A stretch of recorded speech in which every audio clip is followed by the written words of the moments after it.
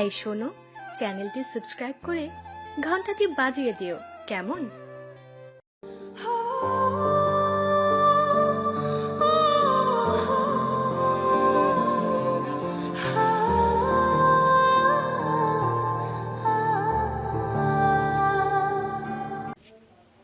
ওই ঘটনার এক সপ্তাহ পার হয়ে গেছে। নূর এখন আবার আগের মতো প্রাণচঞ্চল হয়ে উঠেছে। সবাই আদিত্যের কেয়ার আর ভালোবাসার জন্যই হয়েছে। নূরকে হাসি খুশি দেখে আদিত্যও খুশি। আদিত্য আর সিলেটে যায়নি, বিহানকে পাঠিয়েছিল ওখানে, আর নিজেও ভার্চুয়ালি সব মিটিং অ্যাটেন্ড করেছিল। পুরো কাজ না হলেও আপাতত কিছু সমস্যার সমাধান হয়েছে, বাদ বাকি পরে দেখে নেবে আদিত্য। এই হিরো, শোনো না। আদিত্য মুচকি হেসে বলল, বলো অ্যাঞ্জেল, কি হয়েছে? দেবরার ননদকে একটু আসতে বলো না। ওরা না কয়দিন হলো আর আসছে না। নূর ওদের অনেক মিস করছে। তো ব্রুকিসকে ভাবলো নূর ঠিকই বলেছে। ও নিজেও খেয়াল করেছে আবির আর আয়াত কদিন হলো এ বাসায় আসছে না।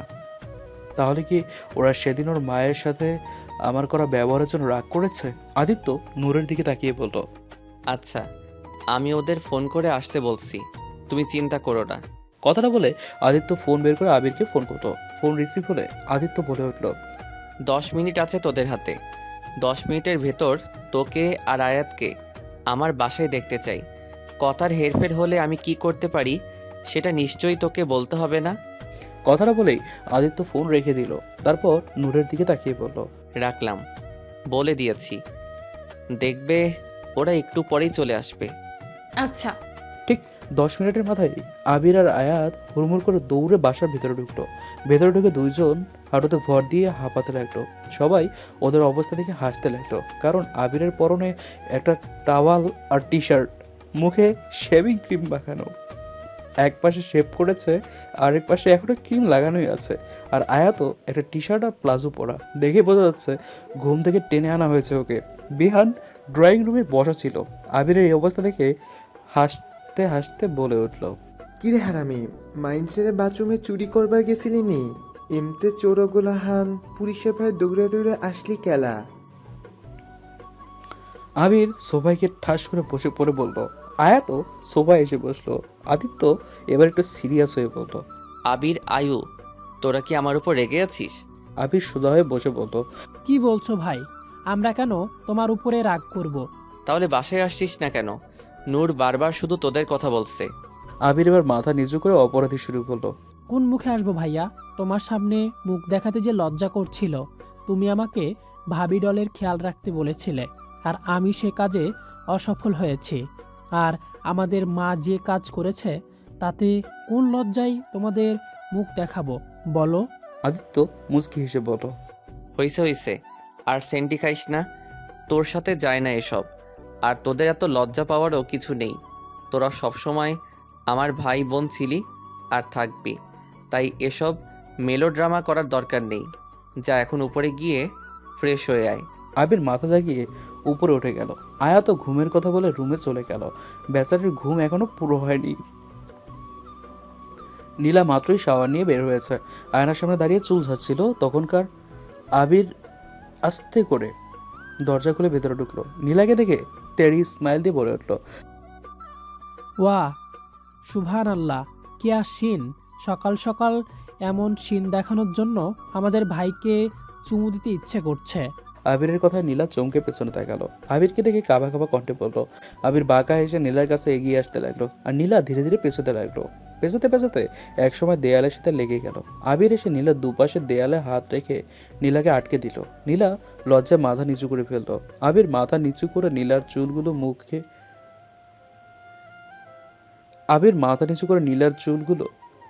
কানের দু সাইডে গুজে দিল।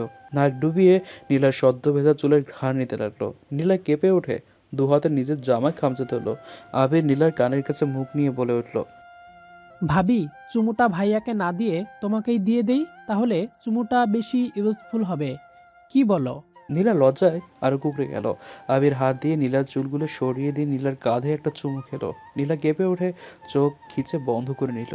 আবির নীলার কানের কাছে মুখ নিয়ে ফিসফিসিয়ে বলে উঠল, বাই দ্য ওয়ে, ওড়না ছাড়া কিন্তু তোমাকে আরো বেশি হট লাগছে। নীলা চমকে ওঠে, আবিরকে আলতো করে ধাক্কা দিয়ে সরিয়ে দিয়ে তাড়াহুড়ো করে ওনার গায়ে জড়িয়ে পড়ল। ছি, অসভ্য একটা। আবির হো হো করে হাসতে লাগলো। নীলা এবার আবিরের দিকে ভালো করে তাকালো। আবিরের এমন অদ্ভুত বেশভূষা দেখে হেসে দিয়ে বলল। এসব কি এই বেশি কেন খুঁড়ছেন? আবির দুষ্টুমি করে বলল। আমি না অনেক মুভিতে দেখেছি গার্লফ্রেন্ড বা বউয়েরা তাদের বয়ফ্রেন্ড বা হাজব্যান্ডকে নিজের হাতে শেভ করিয়ে দেয়, তাই আজ শেভ করতে গিয়ে আমরাও তোমাকে দিয়ে শেভ করানোর পরম ইচ্ছা জাগলো, তাই তো ওভাবেই ফটাফট দৌড়ে চলে এলাম। এখন আমার কচি প্রেমিকাটা তার কচি কচি হাত দিয়ে আমার শেভটা করিয়ে দিবে। নীলা বলল। কিন্তু আমি তো সেভ করতে পারি না।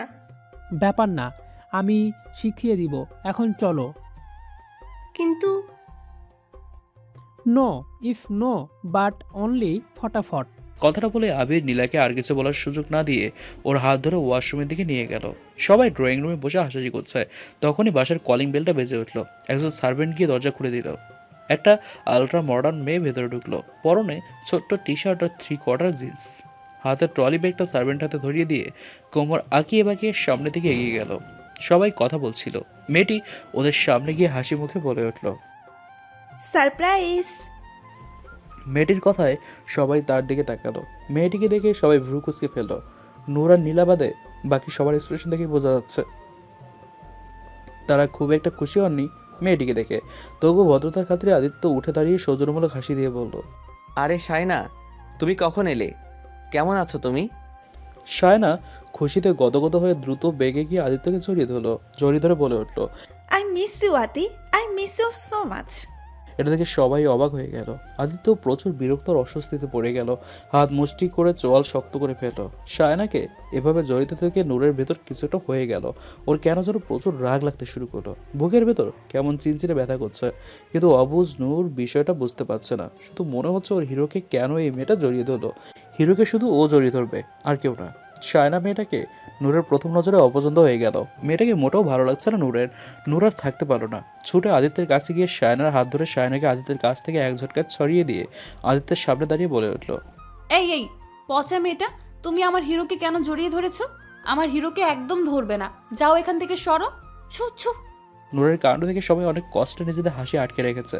সায়নাকে এভাবে হেনস্থা করতে দেখে মনে মনে সবাই খুশি হয়েছে।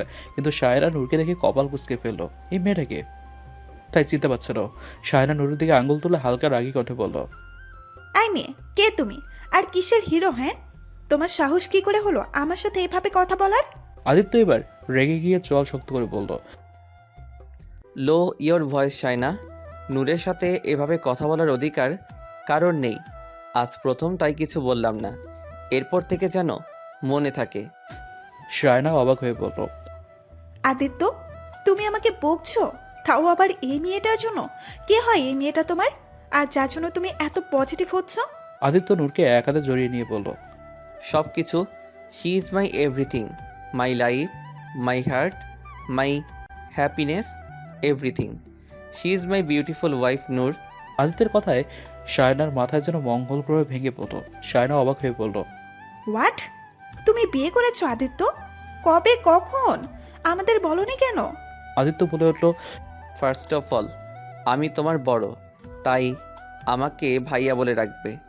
এটা তোমার লন্ডন না, বাংলাদেশ, তাই এখানকার সভ্যতায় চলার চেষ্টা করবে।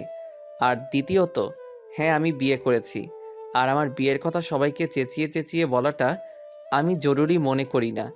আর তাছাড়া তোমাদের সাথে তেমন যোগাযোগ নেই, তাই বলা হয়ে ওঠেনি। আদিত্যের কথায় সায়না চমকে গেল। ওর বিশ্বাসই হচ্ছে না যে আদিত্য সত্যি সত্যি বিয়ে করেছে। সে তো আদিত্যকে পছন্দ করে। আদিত্য যখন লন্ডনে ছিল তখন থেকেই কত প্ল্যান করে এসেছিল যে এবার ও আদিত্যকে বিয়ে করেই ছাড়বে। কিন্তু এখন কি শুনছে এসব?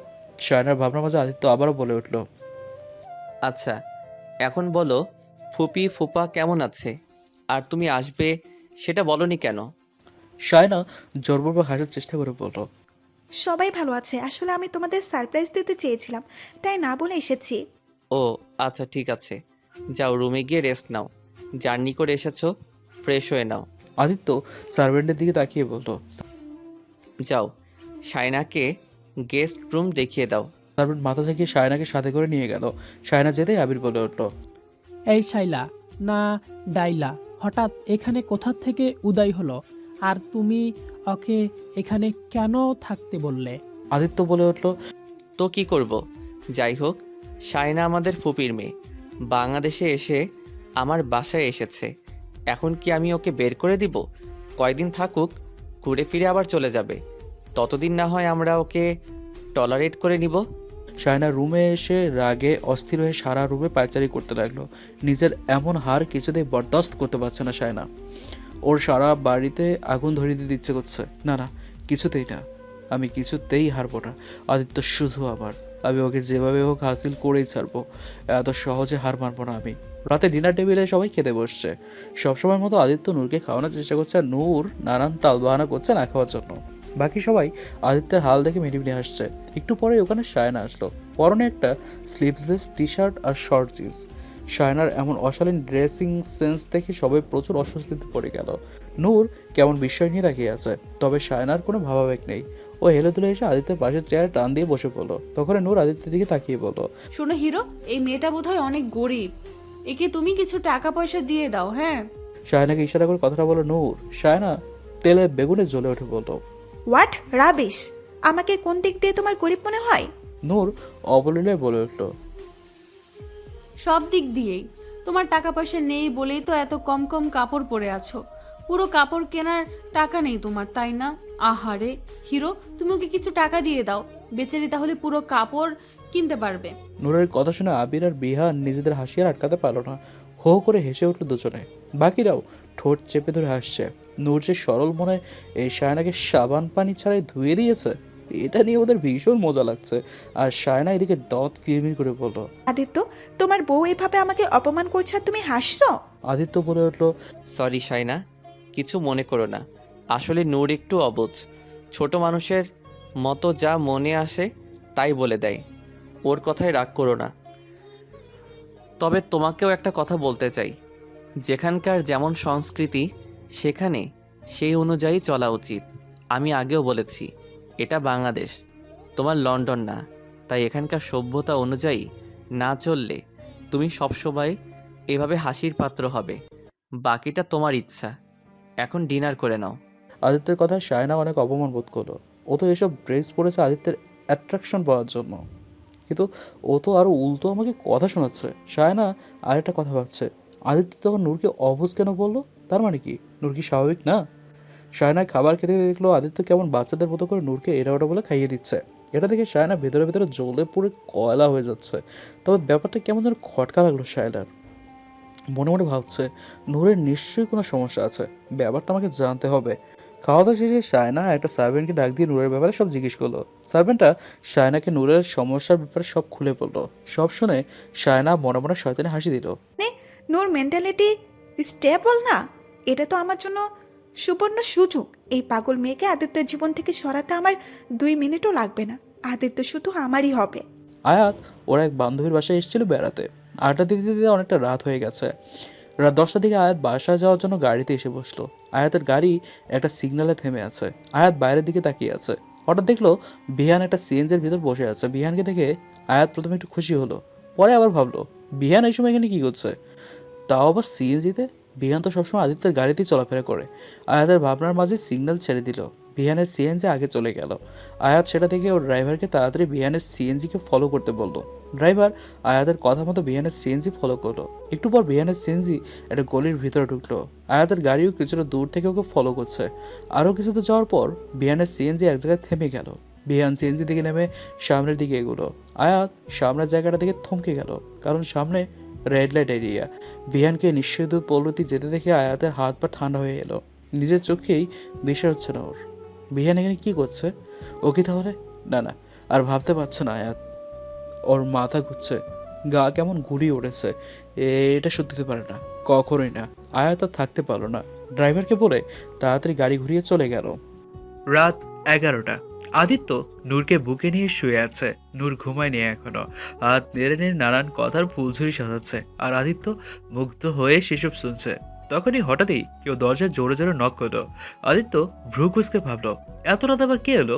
আদিত্য নূরকে উঠে গিয়ে দরজা খুলতে গেল। দরজা খুলতেই হঠাৎ শায়না আদিত্যকে জাপটে ধরলো।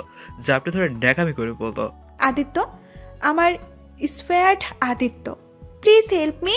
শায়নাকে আবারও আদিত্যকে এভাবে জড়িত হতে দেখে নূরের প্রচুর রাগ হতে লাগলো। ওর ইচ্ছে করছে এখনই এই শায়নার মাথার উপরে বেবিকে দিয়ে পটি করাতে। পচা একটা, বারবার শুধু নূরের হিরোকে জড়িয়ে ধরে। শায়নার আচরণে আদিত্য চরম বিরক্ত। অন্য কেউ হলেও এতক্ষণে দুই একটা চর থাপ্পড় লাগিয়ে দিত আদিত্য। তবে ফুপাতো বোন দেখে কিছু বলতে পারছে না। আদিত্য শায়নাকে নিজের কাছ থেকে ছাড়িয়ে শক্ত গলায় বলল, তোমাকে কতবার বলবো, এটা বাংলাদেশ।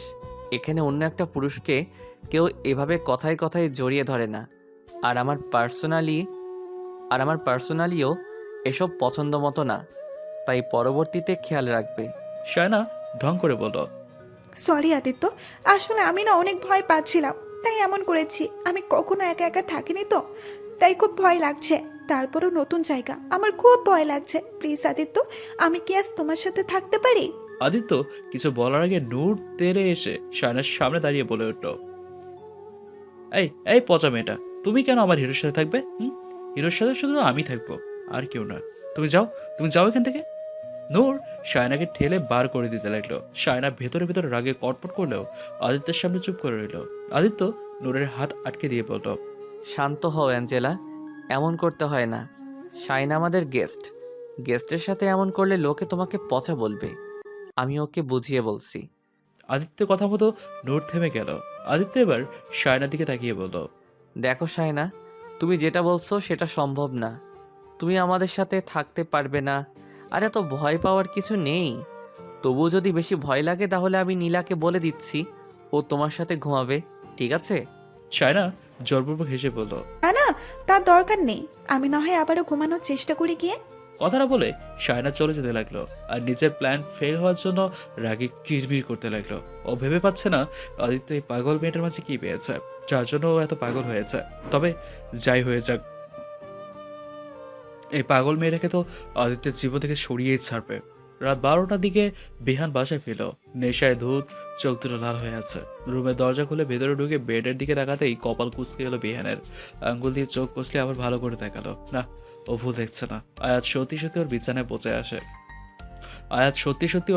বসে আছে। তাও আবার দেহকর্মী মহিলাদের মতো কেমন অদ্ভুতভাবে সেজেগুজে বসে আছে।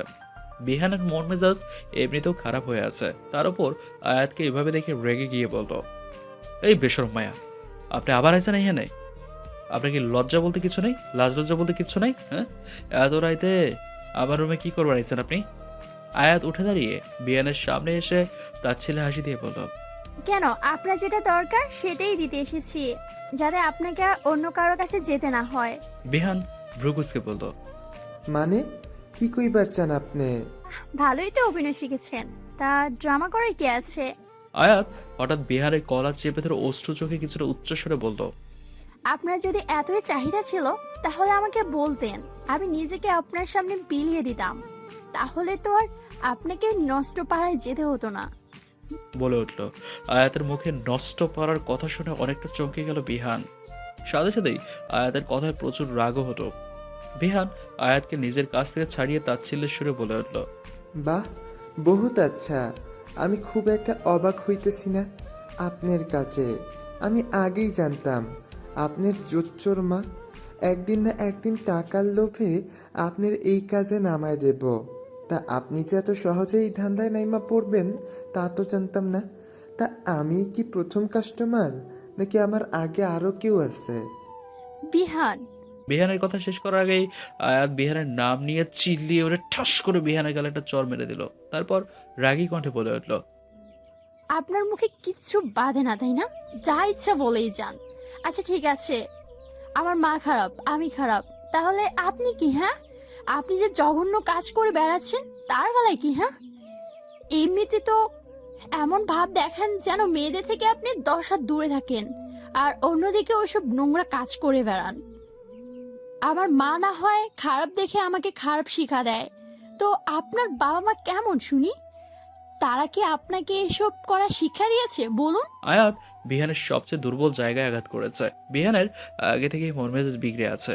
আবার নেশাও করে আছে। তার উপর আয়াতের এমন মা বাপ নিয়ে কথা বলা বিহানের রাগের সর্বসীমা পেরিয়ে গেল। এই মুহূর্তে বিহান রাগের মাথায় তার হিতাহিত জ্ঞান হারিয়ে ফেলল। বিহান চোখ মুখ লাল করে ঠাস করে আয়াতের গালে একটা চর বসিয়ে দিল। চর খেয়ে আয়াত ছিটকে নিচে পড়ে গেল। গালে হাত দিয়ে আহত দৃষ্টিতে বিহানের দিকে তাকালো আয়াত। বিহান আয়াতের সামনে বসে আয়াতের চুলের মুঠি ধরে ওর মুখটা উঁচু করে ক্রূর চোখে তাকিয়ে বলতো, তোরে আগেই কইছিলাম আমারে চেতাইস না। আমি জঙ্গি কুকুর, খেপে গেলে কাউরে সারি না। কিন্তু তুই মানুষ নাই, অহন আমার জঙ্গলিপনা দেখ। কি জানি কইতাছিলি? আমি এই নষ্ট গলিতে গেছি কেন? তই শোন, গেছি, আমার মন চাইছে তাই গেছি। আরও ইচ্ছে হইলে আরও যামো, রোজ রোজ যামো, তাতে তোর কি? আমি যা খুঁজি তাই করি, আমি যা খুশি তাই করি, তাতে তোর কি? আর তোরে আমি জবাব দিমু কেলা?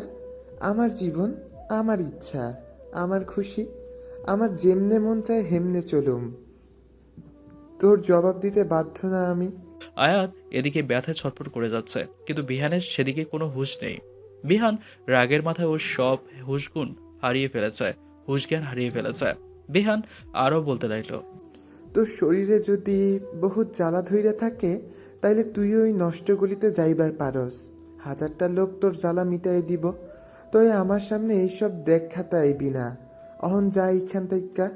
আর লজ্জার সিটে ফেটাও যদি থাইকা থায়ে, তাইলে আমার সামনে আর আইবি না।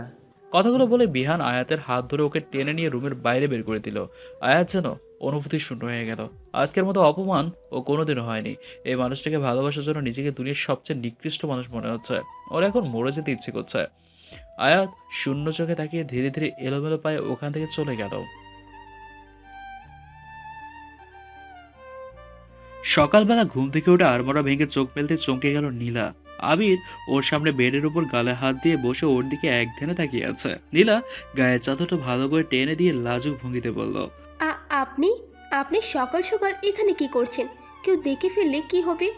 আবির নীলার দিকে নেশা ভরা চোখে তাকিয়ে টেরি স্মাইল দিয়ে নীলার গালে হাত বুলিয়ে বলল, হাই, শুধু সকাল সকাল কেন? আমার তো রাত বিরাতেও তোমার কাছে থাকতে মন চাই। কি বলো, চলে আসবো নাকি?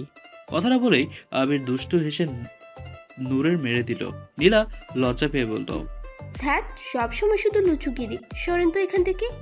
নীলা আবিরকে দু হাত দিয়ে ঠেলতে লাগলো, কিন্তু আবিরের একটা পশম নড়াতে পারছে না।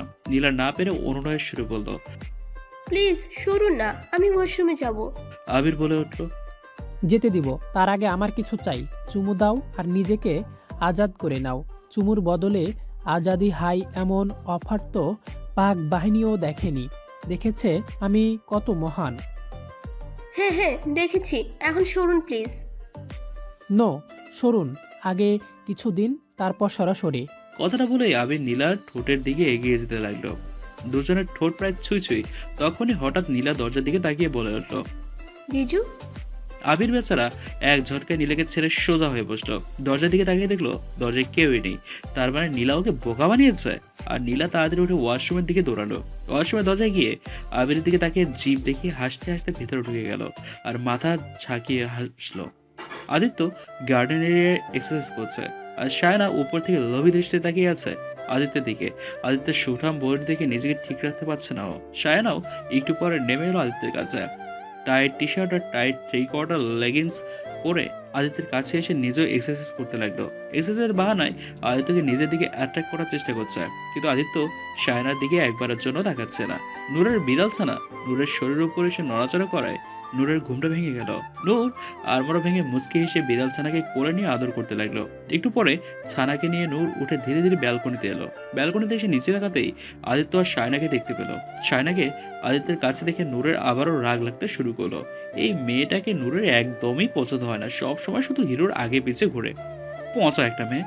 তখনই হঠাৎ সায়না পড়ে যাওয়ার ভান করে আদিত্যের গায়ের উপর ঢলে পড়লো। এটা দেখে নূর আরো রাগ হতে লাগলো। ওর ইচ্ছে করছে এখনই বেবিকে দিয়ে ওই পচা মেয়েটার শরীরে আঁচড় বসিয়ে দিতে। আদিত্য মুখে বিরক্তির ছাপ এনে সায়নাকে নিজের কাছে ছাড়িয়ে সোজা করে দাঁড় করালো। সায়না ঢং করে বলল, সরি আদিত্য, আসলে হঠাৎ করে পড়ে যেতে নিলাম তো, তাই তোমাকে ধরেছি। আদিত্য কিছু না বলে সায়নাকে ওখানে রেখে চলে গেল। একটু পর আদিত্য নূরকে নিয়ে ব্রেকফাস্ট করতে নিচে এলো।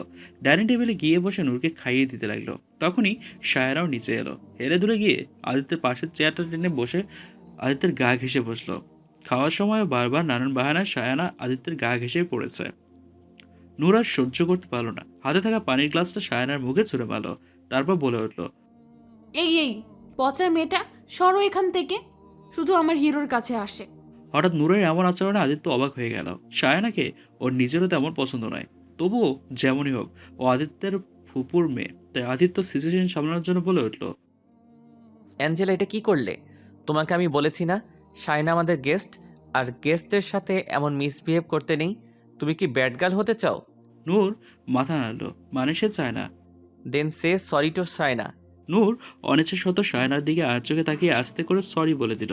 সায়না ভেতরে ভেতরে রেগে থাকলেও আদিত্যের সামনে জোরপূর্বক হেসে বলল, ডোন্ট ওয়ারি, ইটস ওকে, আমি চেঞ্জ করে আসছি। কথাটা বলে সায়না চলে যেতে লাগলো।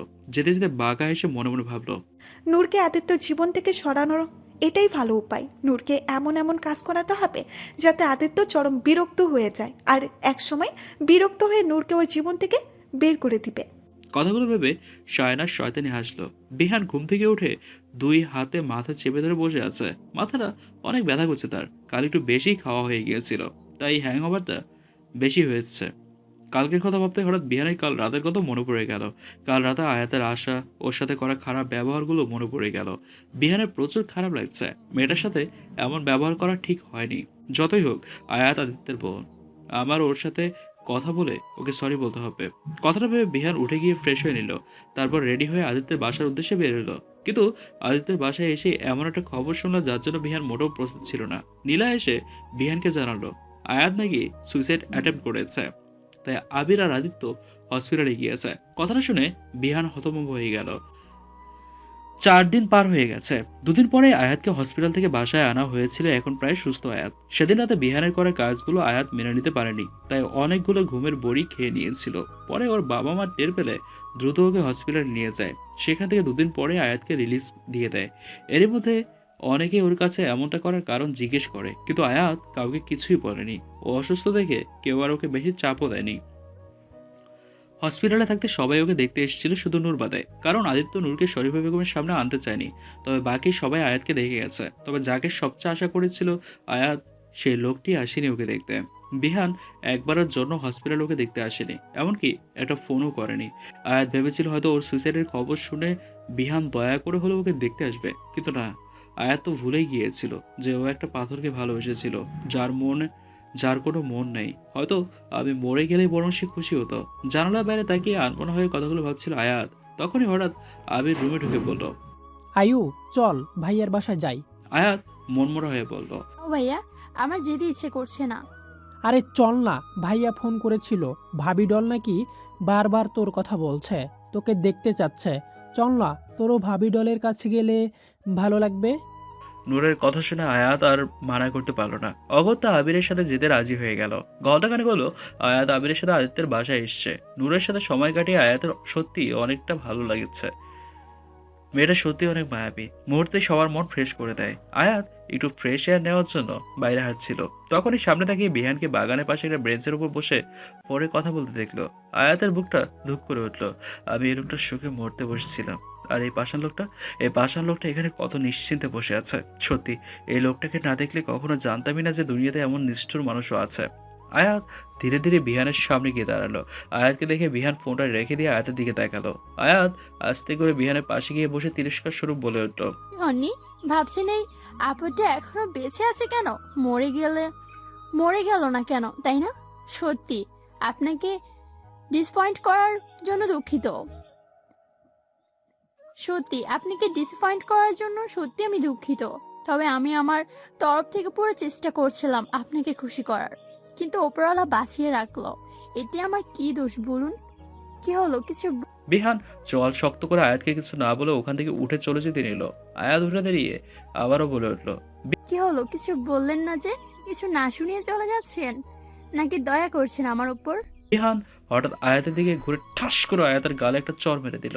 আয়াত গালে হাত দিয়ে ছলো ছলো চোখে বিহানের দিকে তাকালো। বিহান চোয়াল শক্ত করে রাগী কণ্ঠে বলে উঠল,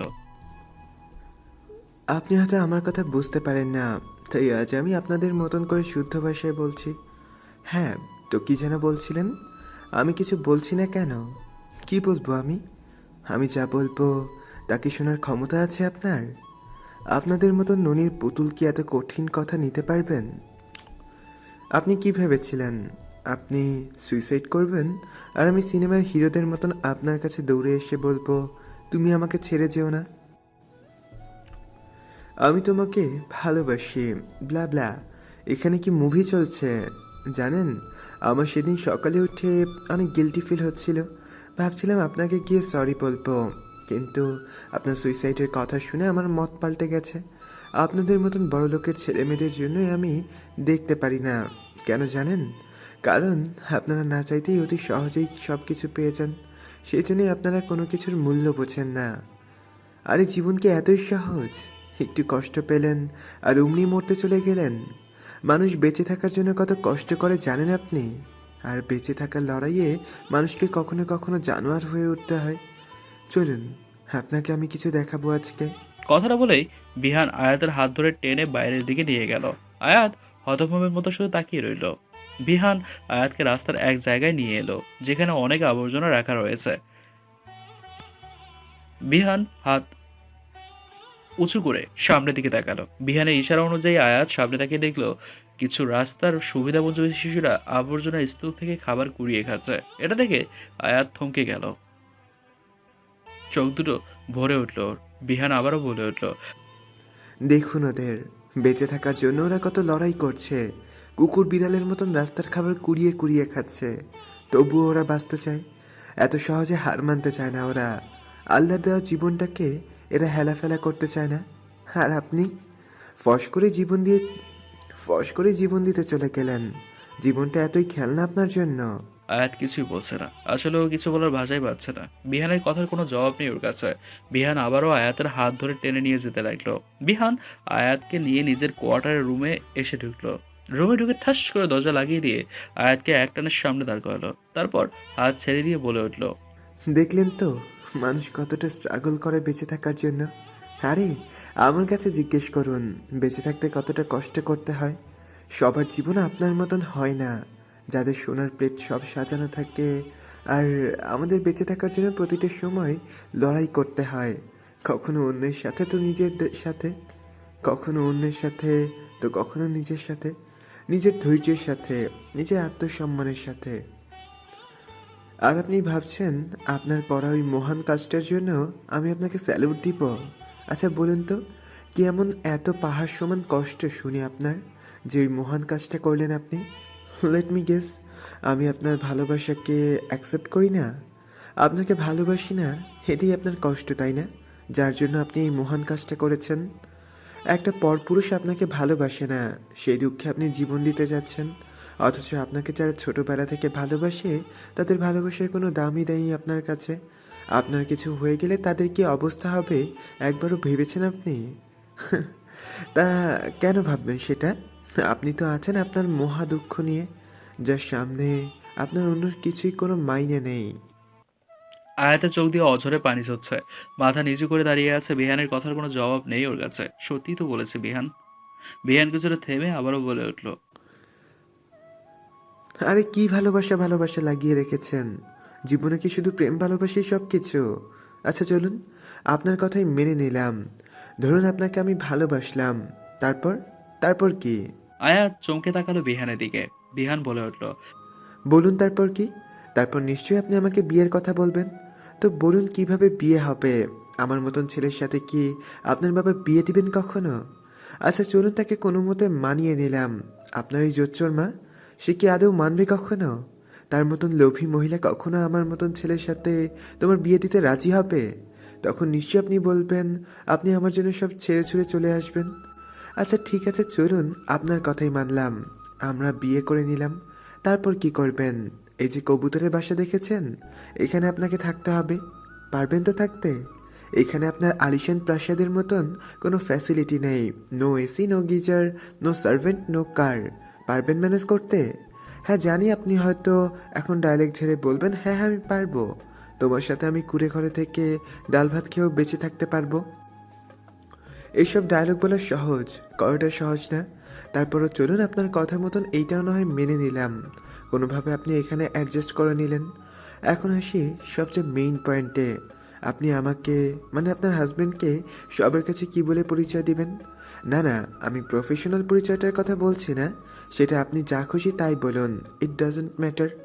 আমি আমার পার্সোনাল পরিচয়ের কথা বলছি। আপনি আপনার স্বামীর পরিচয় হিসেবে কি বলবেন? আমার বংশ পরিচয় হিসেবে কি বলবেন? বিহানের কথা বুঝতে না পেরে আয়াত ভ্রু কুঁচকে দেখালো। বিহান বলে উঠল, কি হলো, বুঝলেন না তো আমার কথা? আপনি কখনো ভেবে দেখেছেন আমার নামের আগে পিছে কিছু নেই? কেন কেন নেই জানেন?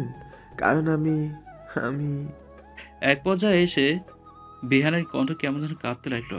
গলা দিয়ে কথাটা বের করতে কষ্ট হচ্ছে ওর। চোখ দুটো লাল হয়ে এলো। বিহান ধরা গলায় বলে উঠল, কারণ আমি আমি একটা জারজ সন্তান। কথাটা শুনে আয়াত স্তব্ধ হয়ে গেল। চমকে বিহানের দিকে দেখালো। বিহান সামনের চেহারা লাথি মেরে উচ্চ স্বরে বলে উঠল, yes, I M A bloody bastard. আমার কোনো পরিচয় নেই। আমার জন্মদাতা বাপকে সেটাও আমি জানি না। এতদিন তো আমার মাকে সেটাও জানতাম না। শুনেছি রাস্তায় কেউ আমাকে ফেলে রেখে গিয়েছিল। যারা রাস্তায় থাকে তারাই কেউ আমাকে ওখান থেকে উঠিয়েছিল। সেই থেকে আমার রাস্তার জীবন শুরু। আদিটা আমার জীবনে না আসলে হয়তো আমিও কোনো অন্ধকারে ডুবে যেতাম। আয়াত মুখে হাত চেপে ধরে কাঁদছে। বিহান আয়াতের দিকে তাকিয়ে তার ছেলে হাসি দিয়ে বলল, এটুকু শুনেই কাঁদছেন? আরও শুনলে কি করবেন? আপনি সেদিন আমাকে নষ্ট গলিতে যেতে দেখেছিলেন না? আপনি জানেন আমি কেন গিয়েছিলাম? না, আপনি যে কারণ ভাবছেন আমি সেই জন্য যাইনি। কিছুদিন আগে জানতে পারলাম আমার জন্মদাত্রী মা নাকি ওখানে থাকে, তাই ওখানে গিয়েছিলাম। আপনি জানেন আমার মা একজন দেহকর্মী। পারবেন আপনি আপনার স্বামীর এই অস্তিত্ব মেনে নিতে? পারবেন সবার কাছে আমার পরিচয় দিতে? আরে, যেখানে আমি নিজে নিজের অস্তিত্বকে ঘৃণা করি সেখানে আপনি কি করে মেনে নিতে পারবেন? কথাগুলো বলতে বিহানের চোখটা ভরে উঠল। তবে তার চোখ থেকে গড়িয়ে পড়ার আগে মুছে ফেলল। নিজের চোখের পানি সে কাউকে দেখাতে চায় না। এতটাও দুর্বল সে না। বিহান চোখ মুছে কিছুটা সময় নিয়ে আবার শান্ত সুরে বলে উঠল, দেখুন, আমি আপনার ভালোর জন্যই বলছি। আমার পেছন ছুটে শুধু শুধু নিজের জীবনটা বরবাদ করবেন না। আপনার সামনে পুরো লাইফ পড়ে আছে। পড়ালেখা করে নিজেকে প্রতিষ্ঠিত করেন, দেখবেন জীবনে অনেক সুখী হবেন।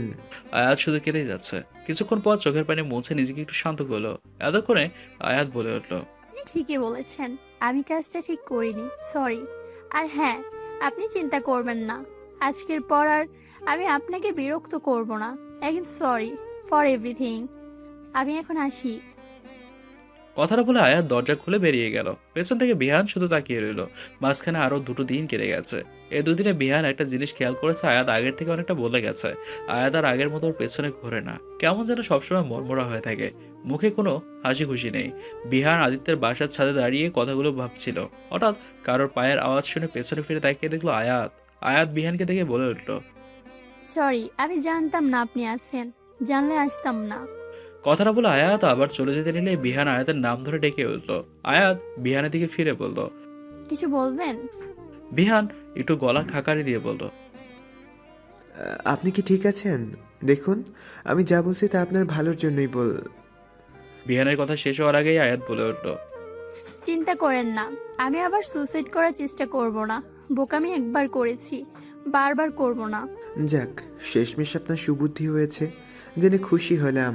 আর আপনি ভবিষ্যতে আমার থেকেও 1000 গুণ ভালো ছেলে পাবেন, কারণ আপনি অনেক খুশি ডিজার্ভ করেন। আয়াত ফেক হাসি দিয়ে বলে উঠল, আমাকে ভুল বলছেন বিহানজি। আমি আপনাকে বলছি আপনার জীবন থেকে সরে যাব, তাই বলে আমি অন্য কাউকে বিয়ে করে সংসার করব সেটাও বলিনি। বিহান ভ্রুকুসকে বলল। মানে? আয়াত শান্ত সুরে বলে উঠল, মানে আপনি সেদিন আমাকে অনেকগুলো কথা বলেছিলেন, আজ আমি কিছু কথা বলতে চাই আপনাকে। আমি আপনাকে বিরক্ত করব না, তবে অন্য কারোর ঘরণী হব না কখনো। আমি সারা জীবন আপনাকেই ভালোবেসে যাব, তবে দূর থেকে, বিনা কোনো শর্তে, বিনা কোনো দাবিতে।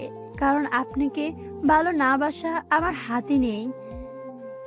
আমি চাইলেও আপনাকে ভালোবাসা বন্ধ করে অন্য কাউকে ভালোবাসতে পারবো না, এটা আমার হাতে নেই। আপনাকে ভালোবাসা বন্ধ করতে হলে আমাকে আমার জীবন দিতে হবে। আর আপনি তো বলেছেন জীবনে তো সস্তা না, তাহলে কিভাবে করব বলুন? তবে চিন্তা করবেন না, আমি কখনো আর আপনার কাছে আমার ভালোবাসার দাবি নিয়ে আসবো না, দূর থেকে ভালোবেসে যাব। তাই বলে এটা ভাববেন না যে আমি সেদিন আপনার জীবনের সত্যটা জেনে আপনার কাছ থেকে দূরে সরে যাচ্ছি, বা আমি আপনার সাথে অ্যাডজাস্ট করতে পারবো না সেজন্যই দূরে যাচ্ছি। না, এটা কখনোই না। আমি আপনার কাছে যে কোনো পরিস্থিতিতে খুশি খুশি থাকতে পারবো। আপনার হয়তো আমার কথা বিশ্বাস হচ্ছে না, হয়তো ফিল্মে ডায়লগ মনে হচ্ছে, তবে এটাই সত্যি। আমি আপনার থেকে দূরে সরে গেছি কেন জানেন? বিহান জিজ্ঞাসা দৃষ্টি তাকালো আয়াতের দিকে। আয়াত ম্লান হেসে বলে উঠল, কারণটা আপনি সেদিন আমাকে সবগুলো কারণে বলেছিলেন, কিন্তু আসল কারণটাই বলেননি। তবে আমি ঠিকই বুঝে গেছি। আসল কারণ হলো আমি আপনার কাছে আসলে আপনি তখন নিজেকে সবচেয়ে অসহায় ব্যক্তি মনে করেন, কারণ আপনি ভাবেন আপনি আমাকে আমার প্রাপ্ত খুশি দিতে পারবেন না। আপনি ভয় পান এটা ভেবে যে আপনার অস্তিত্বের প্রভাব আমাকে না গ্রাস করে নেয়, আমার জীবনটাকে অন্ধকারে না ঠেলে দেয়, আমি আমার নিজের অস্তিত্বটাই না হারিয়ে ফেলি। আর এসব আপনি কখনোই মেনে নিতে পারবেন না। আপনি ভাবেন আপনার জন্য আমার জীবনটা হয়তো নষ্ট হয়ে যাবে, আর তাই আমি আপনার সামনে আসলে আপনি নিজেকে অনেক অসহায় মনে করতেন তখন। বিহান অবাক চোখে তাকালো আয়াতের দিকে। এই মেয়েটা কিভাবে ওর মনের কথা বুঝে গেল? সে তো কখনো তার মনের ভাব বুঝতে দেয়নি। আয়াত আবারও বলে উঠল, সেই জন্যই আমি আপনার জীবন থেকে সরে যাব, কারণ আমি চাই না আমার জন্য আপনি নিজেকে অসহায় ভাবেন, অপরাধ বোধ আপনাকে করে করে খাক। আমি সেটা সহ্য করতে পারবো না, তাই আপনাকে দূর থেকেই ভালোবেসে যাব। আর হ্যাঁ, আরেকটা কথা, আপনি যতই বলুন আমি বুঝে গেছি যে আপনি কোথাও না কোথাও আমাকে ভালোবাসেন। হ্যাঁ, আপনি হয়তো মানবেন না, কারণ আপনি নিজেও এটা এখনো বুঝতে পারেননি। বিহান কিছু বলতে নিলে আয়াত তাকে থামিয়ে দিয়ে বলল, প্লিজ না বলবেন না। আমি যদি ভুলেও বুঝে থাকি তবুও আমি এই ভুলটা নিয়েই থাকতে চাই। সারা জীবন না হয় এটা ভেবে একটু খুশি হব। যাই হোক, আসি এখন। অনেক কথা বলে ফেললাম, কিছু ভুল হয়ে গেলে মাফ করে দেবেন। কথাটা বলেই আয়াত দ্রুত ওখান থেকে চলে গেল, আর বিহান অবাক চোখে তাকিয়ে রইল। আজ মেয়েটার কথাগুলো অন্যরকম ছিল, অনেক ম্যাচিওর, কোনো বাচ্চামো ছিল না। শেষে কি বলে গেল মেয়েটা, আমি ওকে ভালোবাসি? না না, এটা কিভাবে সম্ভব? কখনোই না। বিহানও একটু পরে ছাদ থেকে নেমে এলো। করিডোরের কাছে আসতে হঠাৎ কারোর কান্নার শব্দ শুনতে পেল বিহান। বিহান ব্রুকুসকে পাশে থাকা দরজাটা হালকা খুলে ভেতরে তাকাতে চমকে গেল। ভেতরে আয়াত ফ্লোরে বসে মুখে হাত চেপে ধরে কাঁদছে। বিহানের কেমন যেন লাগলো, এই প্রথম বুকে কোনো ব্যথা অনুভব করলো। মেয়েটাকে দেখে সত্যি এত ভালোবাসে। বিহান একবার ভেতরে যেতে নিয়েও আবার গেল না।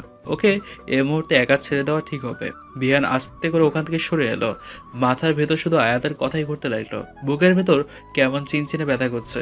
ও কি কোনো ভুল করেছে? আদিত্য একটু আগে অফিসে গেছে। আবিরও ওর বাবার অফিস জয়েন করেছে, তাই সেও অফিসে। নূর ড্রয়িং রুমে ওর বিড়াল ছানা নিয়ে খেলা করছে। তখনই শায়না ওপর থেকে সিঁড়ি বেয়ে নেমে এলো। নূরকে দেখে বাঁকা এসে ধীরে ধীরে নূরের কাছে গিয়ে বসলো।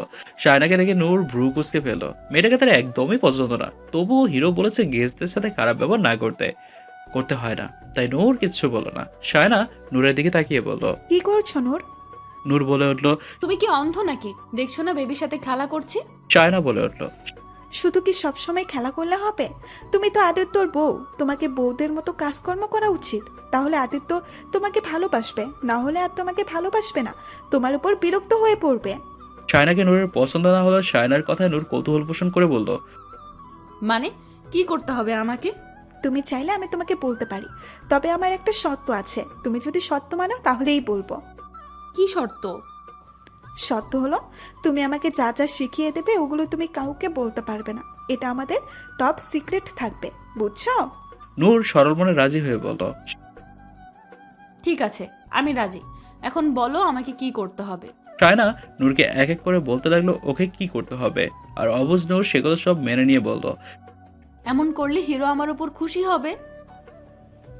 হ্যাঁ, অবশ্যই হবে। ঠিক আছে, তাহলে আমিই করব। শায়না বাঁকা এসে ওখান থেকে উঠে গেল। ওর প্ল্যানের প্রথম অংশ সাকসেসফুল হয়েছে, এখন শুধু রেজাল্ট দেখার পালা। It will be fun. সন্ধ্যায় যথাসময় আদিত্য অফিস থেকে বাসায় এলো, আর রোজকার মতো নূর দরজা খুলে আদিত্যকে জড়িয়ে ধরলো। আদিত্য প্রশান্তের হাসি দিয়ে নূরকে বাহুবন্ধনে আবদ্ধ করে নিল। তারপর নূরকে কোলে নিয়ে বেডরুমে চলে গেল। বেডরুমে এসে আদিত্য নূরকে বেডের উপর বসিয়ে দিয়ে ল্যাপটপের ব্যাগ আর মোবাইলটা টি টেবিলের উপর রাখলো। তারপর কাওয়ার থেকে কাপড় চোপড় নিয়ে ওয়াশরুমে গেল ফ্রেশ হতে। কিছু সময় পর আদিত্য বের হলো ওয়াশরুম থেকে। রুমে এসে দেখলো নূর রুমে নেই। আদিত্য ভ্রু কুঁচকে ভাবলো, নূর আবার কই গেল? এই মেয়েটাকে নিয়ে আর পারি না, একটু এক জায়গায় থাকে না, সারাক্ষণ শুধু ছোটাছুটি করে বেড়ায়। হঠাৎ ব্যালকনি থেকে কোনো কিছুর আওয়াজ শোনা গেল। আওয়াজের উৎস খোঁজার জন্য আদিত্য ব্যালকনি দিয়ে গেল। ব্যালকনিতে এসে আদিত্যের চোখ চড়ক গাছ হয়ে গেল। পুরো বাকরুদ্ধ হয়ে বলল বেচারা, কারণ ওর সামনে নূর ও ল্যাপটপ আর সদ্য কেনা লেটেস্ট আইফোনটা বালতির ভেতর দিয়ে সাবান পানি দিয়ে ঘষে ঘষে পরিষ্কার করছে। নূরের এহেন কাজে আদিত্য তাজ্জব হয়ে চেয়ে রইল। তারপর দ্রুতগতিতে নূরের কাছে গিয়ে ওর হাত থেকে ল্যাপটপ আর ফোনটা নিয়ে উঁচু করে তুলল। ল্যাপটপ আর ফোনের গা বেয়ে পানি চুইয়ে চুইয়ে পড়ছে। আদিত্য করুণ চোখে তাকিয়ে রইল সদ্য অক্কা পাওয়া ল্যাপটপ আর ফোনের দিকে তাকিয়ে। বেচারারা কি দোষ করেছিল এমন অকাল মৃত্যু হলো তাদের? আদিত্য নূরের দিকে তাকিয়ে করুণ সুরে বলতো, এটা কি করলে তুমি অ্যাঞ্জেল? নূর হাসি মুখে বলে উঠল, ভালো করেছি না আমি? দেখো তোমার ল্যাপটপ আর ফোন একদম চকচকে করে পরিষ্কার করেছি, আর কোনো ময়লা নেই। ভালো করেছি না আমি? আদিত্যর চোখ ফেটে কান্না আসছে। কি বলেই মেয়ে, আমার ল্যাপটপ আর ফোনটাকে এমন বেরহমভাবে হত্যা করে বলছে ভালো করেছে? ল্যাপটপে ওর কত কাজ জরুরি ফাইল ছিল। আদিত্য নূরের দিকে তাকিয়ে হতাশা সুরে বলল, এসব কেন করেছো অ্যাঞ্জেল? তোমাকে আমি মানা করেছি না এসব কাজ তোমাকে করতে হবে না, তারপরও কেন করতে যাও এসব? নূর ঠোঁট উল্টিয়ে অভিমানী সুরে বলল, তার মানে তুমি খুশি হওনি? ধ্যাৎ, আমার কোনো কাজে খুশিই হও না। এত সুন্দর করে পরিষ্কার করে দিলাম, তাও খুশি হও না? পচা একটা, কথা নেই তোমার সাথে। কথাটা বলে নূর অভিমান করে ওখান থেকে উঠে রুমে চলে এলো। রুমে এসে দ্রুম করে বেডের উপর গাল ফুলিয়ে বসে রইল। ওই সায়রা মেয়েটার ওপর ওর অনেক রাগ হচ্ছে। কি একটা পচা বুদ্ধি দিল, হিরো তো খুশি হলো না। আদিত্য রুমে এসে নূরকে অভিমান করে বসে থাকতে থেকে মুচকি হেসে ওর সামনে গিয়ে বসলো। আদিত্যকে দেখে নূর অন্যদিকে মুখ ঘুরিয়ে নিল। আদিত্য দুই হাতে নূরের মুখটা ধরে আস্তে করে নিজের দিকে ঘুরিয়ে আধুনিক কণ্ঠে বলল, আমার অ্যাঞ্জেলটা রাগ করেছে কেন? আমি কি অ্যাঞ্জেলকে বকা দিয়েছি বলো? আরে আমি তো এমনি এমনি বলছিলাম। তুমি ছাড়া আমার কাছে অন্য কিছু ইম্পর্ট্যান্ট হতে পারে বলো? তুমি তো আমার জান নিয়ে নিলেও আমি টু শব্দ করব না। সেখানে এই সামান্য জিনিসের কি মূল্য আছে? প্লিজ হাসো না সোনা পাখি, জানো তোমাকে হাসলে কত সুন্দর লাগে, একটু হাসো না। হাসবো না আমি? তুমি তখন খুশি হওনি কেন? আর আমি তোমার জিনিসগুলো পরিষ্কার করে দিলাম, আর তুমি একটুও খুশি হলে না? যাও, হাসবো না আমি। আচ্ছা হাসবে না, ঠিক আছে, আমিও দেখছি তুমি কিভাবে না হেসে থাকো। কথার পরে আদিত্য নূরকে কাতুকুতু দিতে শুরু করলো। নূর এবার খিলখিল করে হেসে উঠে মুসরামুসরি করতে লাগলো। নূরের হাসি দেখে আদিত্য হেসে উঠলো। এদিকে সায়না আদিত্য আর নূরের রুমের বাইরে এসে কান পেতে দাঁড়িয়ে আছে। ও তখন নূরকে যে কুবুদ্ধি শিখিয়ে দিয়েছে সেই অনুযায়ী আদিত্য নিশ্চয়ই এখন রেগে নূরের সাথে রাগারাগি করবে, আর সেটা শোনার জন্য সায়না অধীর আগ্রহে কান পেতে দাঁড়িয়ে আছে। কিন্তু আদিত্যের রুম থেকে রাগারাগির বদলে হাসাহাসি শব্দ আসছে। তা শুনে সায়নার কপাল কুঁচকে এলো। মনে মনে ভাবলো আদিত্য নূরের উপর রাগ করেনি। নিজের প্ল্যান এভাবে ফেল হতে দেখে সায়নার রাগে ফ্লোরে একটা লাথি মেরে ওখান থেকে গটগট করে চলে গেল। ও ভেবে পায় না আদিত্য এই পাগল মেয়ের জন্য এত পাগল কেন, কি এমন আছে ওর মাঝে। তবে যাই হোক, ওকে তো আদিত্যের জীবন থেকে সরিয়েই ছাড়বো। এসব ভাবতে ভাবতে নিজের রুমে চলে গেল সায়না। রাতে ডিনার শেষ করে সবাই ড্রয়িং রুমে বসে আড্ডা দিচ্ছে। বিহান আর চোখে আয়াতের দিকে তাকিয়ে আছে, ভাবছে মেয়েটাকে কত স্বাভাবিক লাগছে এখন, যেন কিছুই হয়নি। ওকে দেখে কে বলবে মেয়েটা তখন ওভাবে কেঁদেছে। আচ্ছা আয়াত কি আমার জন্য আগে ওইভাবে কেঁদেছে? আমার মতন একটা লাভারিশ ব্যক্তির জন্য কেউ কাঁদে? কেউ ওর জন্য তার মূল্যবান চোখের জল বিসর্জন দেয়? কথাটা ভাবতেই কেমন যেন অদ্ভুত ফিলিংস হচ্ছে বিহানের। বুকের ভেতর কেমন যেন অপরিচিত এলোমেলো একটা অনুভূতি হচ্ছে। না, আমাকে এভাবে দুর্বল হলে চলবে না। আমার জীবনে এইসবের জায়গা নেই। আয়াত আমার কাছ থেকে দূরেই ভালো থাকবে। এসব নানান যুক্তি দিয়ে নিজের মনকে শক্ত করার অহেতুক চেষ্টা করছে বিহান। আবির নীলার পাশে গা ঘেঁষে বসে আছে আর সুযোগ বুঝে নীলার সাথে দুষ্টুমি করে যাচ্ছে সবার সামনে, তাই নীলা কিছু বলতেও পারছে না। আবির সবার অগোচরে নিজের ডান হাতটা পেছন দিক দিয়ে আস্তে আস্তে নামিয়ে নীলার কোমরের কাছে নিয়ে গেল। তারপর নীলার কোমরে টুস করে একটা চিমটি কেটে দিল। নীলা একটু ব্যথা পেয়ে চোখ গরম করে তাকালো আবিরের দিকে, আর আবির দুষ্ট হাসি দিল। নীলা চোখের ইশারায় আবিরের হাত সরিয়ে নিয়ে যেতে বলল। কিন্তু আবিরের তা নিয়ে কোনো ভাবান্তরই নেই। ও ওভাবেই নীলার কোমরে হাত রেখে বসে আছে। নীলাও কি কম পাচ্ছি নাকি? হ্যাঁ, নীলা নিজের মাথার চুল থেকে একটা পিন খুলে আবিরের হাতের ওপর টুস করে বিলিয়ে দিল। আবির এক ঝটকে হাত সরিয়ে নিয়ে হাত ঝাঁকাতে ঝাঁকাতে মুখ দিয়ে উ উ শব্দ করতে লাগলো। বাকি সবাই হাসতে লাগলো ওর কাণ্ড দেখে। শায়নার এসবে মন নেই, ও শুধু ধান্দায় আছে কিভাবে নূরকে চেঁচানো যায় যাতে আদিত্য ওর পাগলামো দেখে বিরক্ত হয়ে যায়। শায়নার হঠাৎ মনে পড়লো ও যখনই আদিত্যের কাছে যায় তখনই নূর বেশি খেপে যায়। কথাটা ভেবে শায়না নূরকে রাগানোর জন্য ইচ্ছে করে আদিত্যের গা ঘেঁষে বসে ওর সাথে হেসে হেসে কথা বলতে লাগলো। বিষয়টা আদিত্যের চরম বিরক্তিকর লাগলেও কিছু না বলে দাঁত কিরমির করে বসে রইল। শায়নাকে আদিত্যের সাথে এভাবে দেখে নূরের রাগ হতে লাগলো। রাগে ওর ইচ্ছে করছে পচা মেয়েটার মাথার উপর আগুন ধরিয়ে দিতে। পচা মেয়েটা শুধু আমার হিরোর কাছে আসে। শায়না আদিত্যের দিকে তাকিয়ে আহ্লাদি কণ্ঠে বলে উঠল, আদিত্য, আমাকে একটা গান শোনাও না। মায়ের কাছে শুনেছি তুমি নাকি অনেক ভালো গান গাইতে পারো। আজকে আমাদের একটা গান শোনাও না। ইটস আদিত্য কিছু বলতে যাবে তার আগেই নূর তেড়ে এসে বলল, এই পচা মেয়েটা, আমার হিরো কেন তোমাকে গান শোনাবে? হিরো কি তোমার বর? হিরো কি তোমার বর নাকি? হিরো আমার বর। হিরো শুধু আমাকে গান শোনাবে, বুঝেছো? পচা মেয়েটা, যাও এখান থেকে, তুমি যাও। নূর কথাগুলো বলতে বলতে শায়না চুল ধরে টানতে লাগলো আর শায়না ব্যথায় ছটফট করতে লাগলো। নূরের কাণ্ড দেখে আদিত্যের চোখ কপালে উঠে গেল। আদিত্য দ্রুত গিয়ে নূরকে কোমর জড়িয়ে ধরে নূরকে শায়নার কাছ থেকে ছাড়িয়ে আনলো। বাকি সবাই অনেক কষ্টে নিজেদের হাসি আটকে রেখেছে। শায়নাকে এভাবে হেনস্থা করতে দেখে ওদের অনেক মজা লাগছে। আদিত্য নূরকে সোফায় বসিয়ে দিয়ে বলল, শান্ত হও প্লিজ। এমন করছো কেন অ্যাঞ্জেল? তোমাকে বলেছি না শাইনা আমাদের গেস্ট, আর গেস্টদের সাথে এমন মিসবিহেভ করতে নেই। নূর প্রতিবাদী কণ্ঠে বলে উঠল, তাহলে এই পচা মেয়েটা তোমাকে গান গাইতে কেন বললো? আর তুমি আমার হিরো, তুমি শুধু আমার জন্য গান গাইবে আর কারোর জন্য না। আরে বাবা, ও বললো বলেই কি আমি গাইলাম নাকি? আর আমি তো মানাই করছিলাম, তার আগে তুমি হাইপার হয়ে গেলে। আদিত্যের কথায় নূর একটু শান্ত হলো, তবে এখনও শায়নার দিকে রাগী চোখে তাকিয়ে আছে।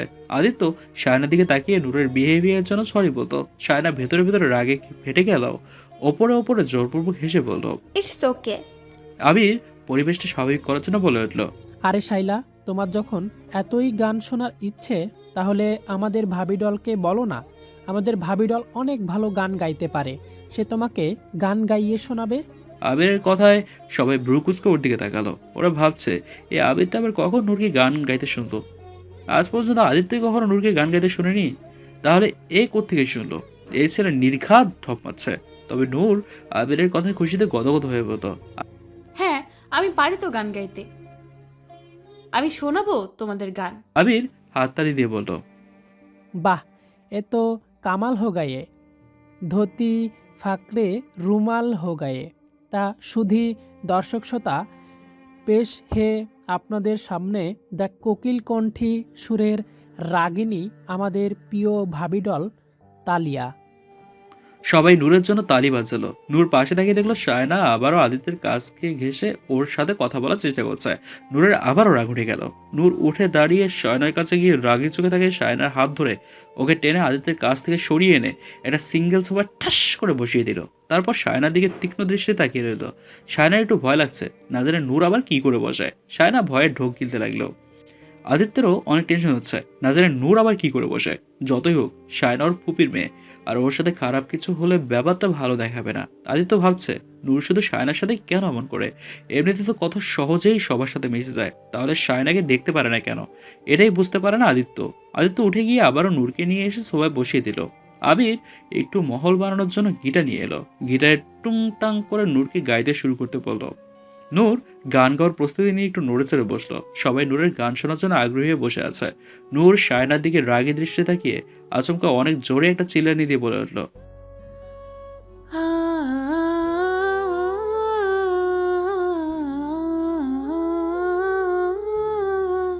এমন একটা কাণ্ডের জন্য কেউই প্রস্তুত ছিল না। সবাই চমকে উঠল। নূরের চিল্লানিতে সবার কানের তালা ফেটে যাওয়ার উপক্রম। সবাই যার যার কান চেপে ধরল।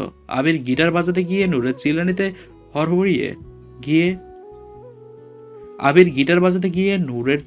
হড়বড়িয়ে গিয়ে গিটার তারই ছিঁড়ে ফেলল। আর বিহার মাত্রই মুখে পানি দিয়েছিল। নূরের কাজে তারও মুখের পানি সব বাইরে ছিটকে পড়ে গেল। নূর উঠে দাঁড়িয়ে শায়নার কাছে এসে ওর দিকে তীক্ষ্ণ দৃষ্টিতে তাকিয়ে ও চারদিকে ঘুরে ঘুরে গেয়ে উঠল, भीगी भीगी सड़कों पे मैं तेरा इंतजार करूं, हौले हौले दिल की ज़मीं को तेरे ही नाम करूं।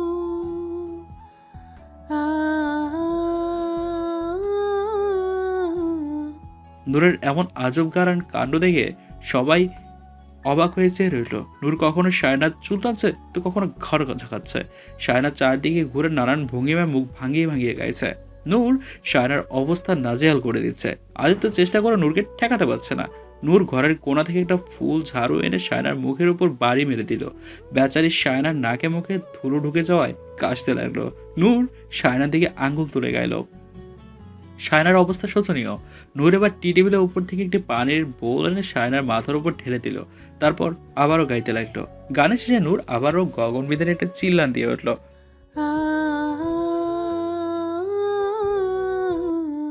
নূরের চিল্লানির জোরে বেচারির সায়নার ছোপা উল্টে পড়ে গেল। এতক্ষণ হাসি আটকে রাখলেও এবার আর পালোটা। বিহান আর আবির হো হো করে অট্ট হাসিতে ফেটে পড়লো। হাসতে হাসতে ওদের পেটের খি লেগে গেছে ওদের। নূর যে সায়নাকে এমন হোয়াইট ওয়াশ করে দিয়েছে তা দেখে ওরা কিছুতে হাসি থামাতে পারছে না। নীলা আর আয়া তো ঠোঁট চেপে হাসছে, তবে আদিত্যের টেনশন হচ্ছে।